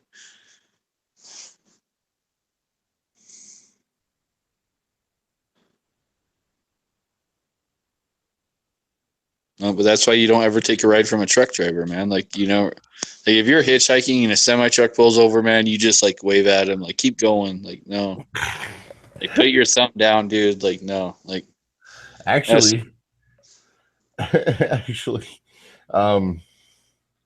yeah, it wouldn't work. They can tell when bodies are frozen. When they've been frozen and they have thawed, there are distinct physical characteristics. I watched CSI too. Well, see, that depends. But only States. CSI That's New if you York. dump them in like Miami or California heavy. If you dump them in like fucking Alabama, where like, they're still like using like 18th century technology. So like that's how you like. I don't know, man. Fucking, they call in like CSI Miami for that shit. So the Miami's like good as caught. Alabama, be like okay. You're as good as caught if CSI Miami caught, or CSI New York. See, I've watched all those documentaries, so I'm like, I've watched all those A&E shows, like 48 Hours, like and stuff like that, and and like the missing persons and all that kind of stuff. So, yeah, I'm pretty sure, like from all those crime shows, like and reality crime shows and stuff that are on TV, I'm pretty sure they've trained like a whole new generation of serial killers that just drive around in semi trucks and never get caught. Just saying, or vans. Like, yeah, and for all those serial killers out there who are following the modus operandi of all those documentaries, yeah, you're just doing exactly what they want you to. So they're going to get you eventually. You can run, but you can't hide. They'll get you. Actually, I don't know. I really don't. I don't care. But yeah, if you're still a serial killer, then don't be. Stop being a serial killer. It's bad. So No, if you're a serial killer, you should keep killing, and like you should kill yourself next, because that's how you like reach the point of enlightenment, right? Like yeah, that's you're the just ultimate doing it, rush. like killing because you really just want to kill yourself. But so like that's the route you should really take, is just like the next person you kill, you should be like, you know what, I'm gonna like try it myself. Like, let's see what this feels like, You gotta you gotta share in that experience with the victims, right? Like, unless you share that bond, like where you're gonna kill yourself too, like it's just not the same. So yeah, like you should definitely Gotta get that rush. I mean, that's the ultimate rush, is to kill yourself. So yeah, like find some big bladed machine to throw yourself into, so you really feel everything. You'll get that one big ultimate rush at the end. You won't be able. That's to why stop I it. never be like a psychiatrist. Because if I had some dude like in my fucking office, you know, telling me like, oh yeah, like I want to fucking like kill people or I killed like, you know, and shit like that, I'd be like, I would so just be like, okay, you know what? This is what I want you to do. I want you to go home and put that gun in your mouth. Like, you know, like, like that'd be like my advice to him. I just wouldn't be able to do that shit. Dude, so I'm just gonna start calling you Charlie Manson, getting people to kill themselves and other people too. I mean, well, they're already killing the other people, so you're already halfway there. You only have to. I don't want no one else to kill themselves. Just serial killers, dude. Like just. Well, yeah, I know, but you just work with me here. I don't You'd want be like some serial killer to Dr. stop killing and like never get caught, right? Like I want him to kill himself next. Like, you know, like at least. You need to be your next victim. Yeah, like there's no rush like killing yourself. For a movie, man. Like a guy who's like some serial killer. That applies to serial killers only. Go kill yourself. You'll love it. Trust me. Yeah. And if I'm wrong, you know, just let me know. Well, I think that's what it is. I think like they really like they're like, oh, I want to kill myself, but I'm too pussy to do it. Like that's what I think that's what it's got to be. So. And they're like, okay, well, maybe if I kill someone else first, then it's not like that like big of a deal to do it to myself. That's true. I mean, you know, you've already killed other people. I mean, come on. What else? You started off probably pulling the wings off of flies and, you know, how it all started. Sawing the legs off of rats and shit like that. And you built your little, and you've already killed people because you're a serial killer, and that's what serial killers do. What you haven't done yet is you haven't got the ultimate rush. And if you're a serial killer, the ultimate rush will be to kill yourself in the most gruesome, grotesque manner possible. Did you ever watch that Jeffrey Dahmer documentary where they were talking to his parents and all that shit? And like how his parents knew what a sick fuck he was and how he was killing dogs and cats as a child and just like mutilating them and all this sick shit, right? Like they knew he was a sick fuck, man. I never did shit about that guy, dude. Like, oh, they might have been scared of him. nah, dude, that dad should have been like, you know what? Like, you know, like you're my son. Like, you know, you're not fucking fit for this world. Like, you're a sick. I'm going to teach you how to kill bad people and not get caught. Oh, wait, no, that's Dexter. Batman. I was gonna say Batman, but okay. Well, no, that's pretty much the plot line of how Dexter got started. I've never seen the show, dude. Like I've heard about it before. Like you've never seen Dexter? Oh my god, awesome show, shitty ending. Yeah, I've never seen it. Not even one episode. You should watch. It's pretty kick-ass. It's an awesome show. The ending, the finale is crappy. But yeah, I mean, like really, right now, believe it or not, heavy. The show I'm really following right now is Supergirl. Like so. Does she look good in fucking tight spandex? Yeah, like she's a cutie, but it's really her sister, and then this like other chick who's like the head of the DEO. Like those two chicks. So like and we just barely found out her sister's a lesbian. So now her sister's going around and dyking out with all these other hot lesbian chicks. So. Oh yeah, like, that's good. That's good wholesome family fun. So right like there. Supergirl all of a sudden got like way better. I was like, wow, okay. So They but probably yeah, had like, to do something to save the show. I got a crush on her sister. Her sister's like a Supergirl's stepsister or whatever is like a fucking cutie, man. She's like a badass, dude. Like she's a badass in that show. She kicks Okay, ass. so enlighten me. Okay, Superman came from Krypton. Yes. And, you know, he came down here, and because the gravitational pull on the planet, you know, compared to the gravitational pull where he's at, gives him his superpowers and all that good shit. Oh, no, it's the sun. It's the sun's energy. It's the sun. Okay, the sun. Yeah. Something like that. Whatever. Point being, where the fuck did Supergirl come from? If he's the last survivor of Krypton. She comes from Krypton too, and she actually left before Clark. And she was older than Clark. Like Clark was just a baby, but she was like a teenager, right? She was like 12 or something when she left Krypton. And she left before he did, but she got stuck in this like black hole, right? And she was stuck in this black hole where like time didn't pass for her. So like what was just literally like a day for her was like, 30 years on Earth or so, had passed. So like Superman had already grown up and everything, and then Supergirl finally got out of the black hole, came to Earth, and she was still young. So Superman basically gave her to I think like his aunt and uncle or something to raise. So like they raised her, so she had a stepsister and all that, right? And then her stepsister, like, since she was like hanging out with aliens, grew up to be like this badass agent at the DEO, which is like a organization that only it's like the FBI, but to deal with aliens and like alien crime and shit like that. Okay, again, if Superman is supposed to be the only Supergirl's Superman's cousin. They're cousins, so that's why they never hooked up. Well, are they first cousins?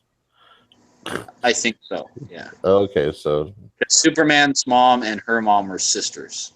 oh well, then shit, yeah, okay, they are first cousins.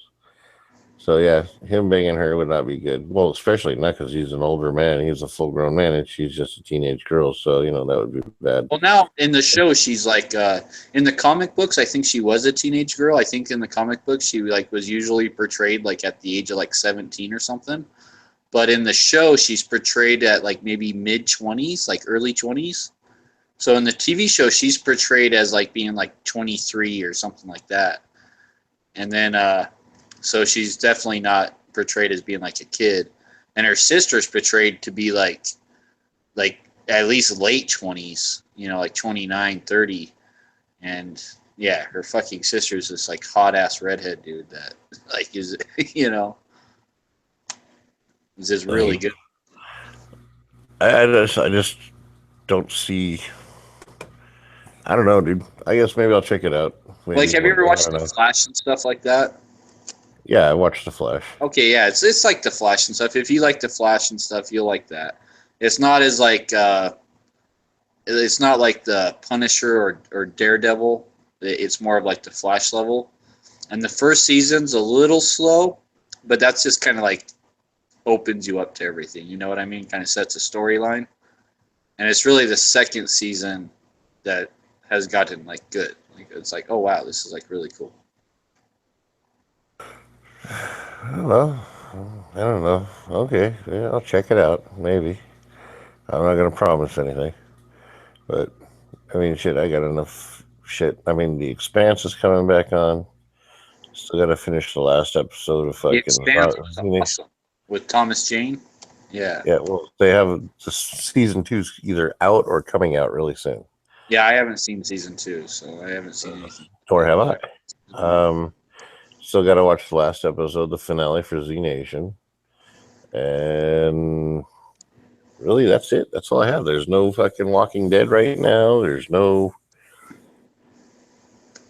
Walking Dead over? Is that shit finally done with, or what? Like, can we go back? Well, it's the middle of the season. It's like they do the season break, 8 seasons, and then they stop, and then they do 8 more seasons later. But it's fucking stupid how they do that. They should just make it like a year-round series. But whatever. No, it's not done yet. We still got plenty more to go. And I guess Fear the Walking Dead should be coming out. Well, no, not for a while because it's going to be like 8 weeks before the other one starts up. So I don't know when that is. I have to wait for Matt to tell me because I really don't pay attention until everybody says, "Oh, it's coming back on." Then I'll be like, "Okay." So I don't know.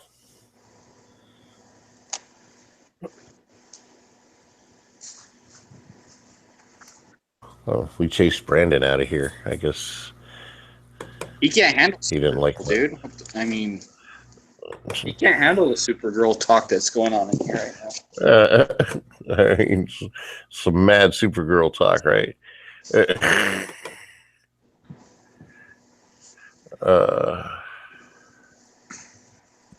Maybe he just liked the way you described it so much. He went to go watch it.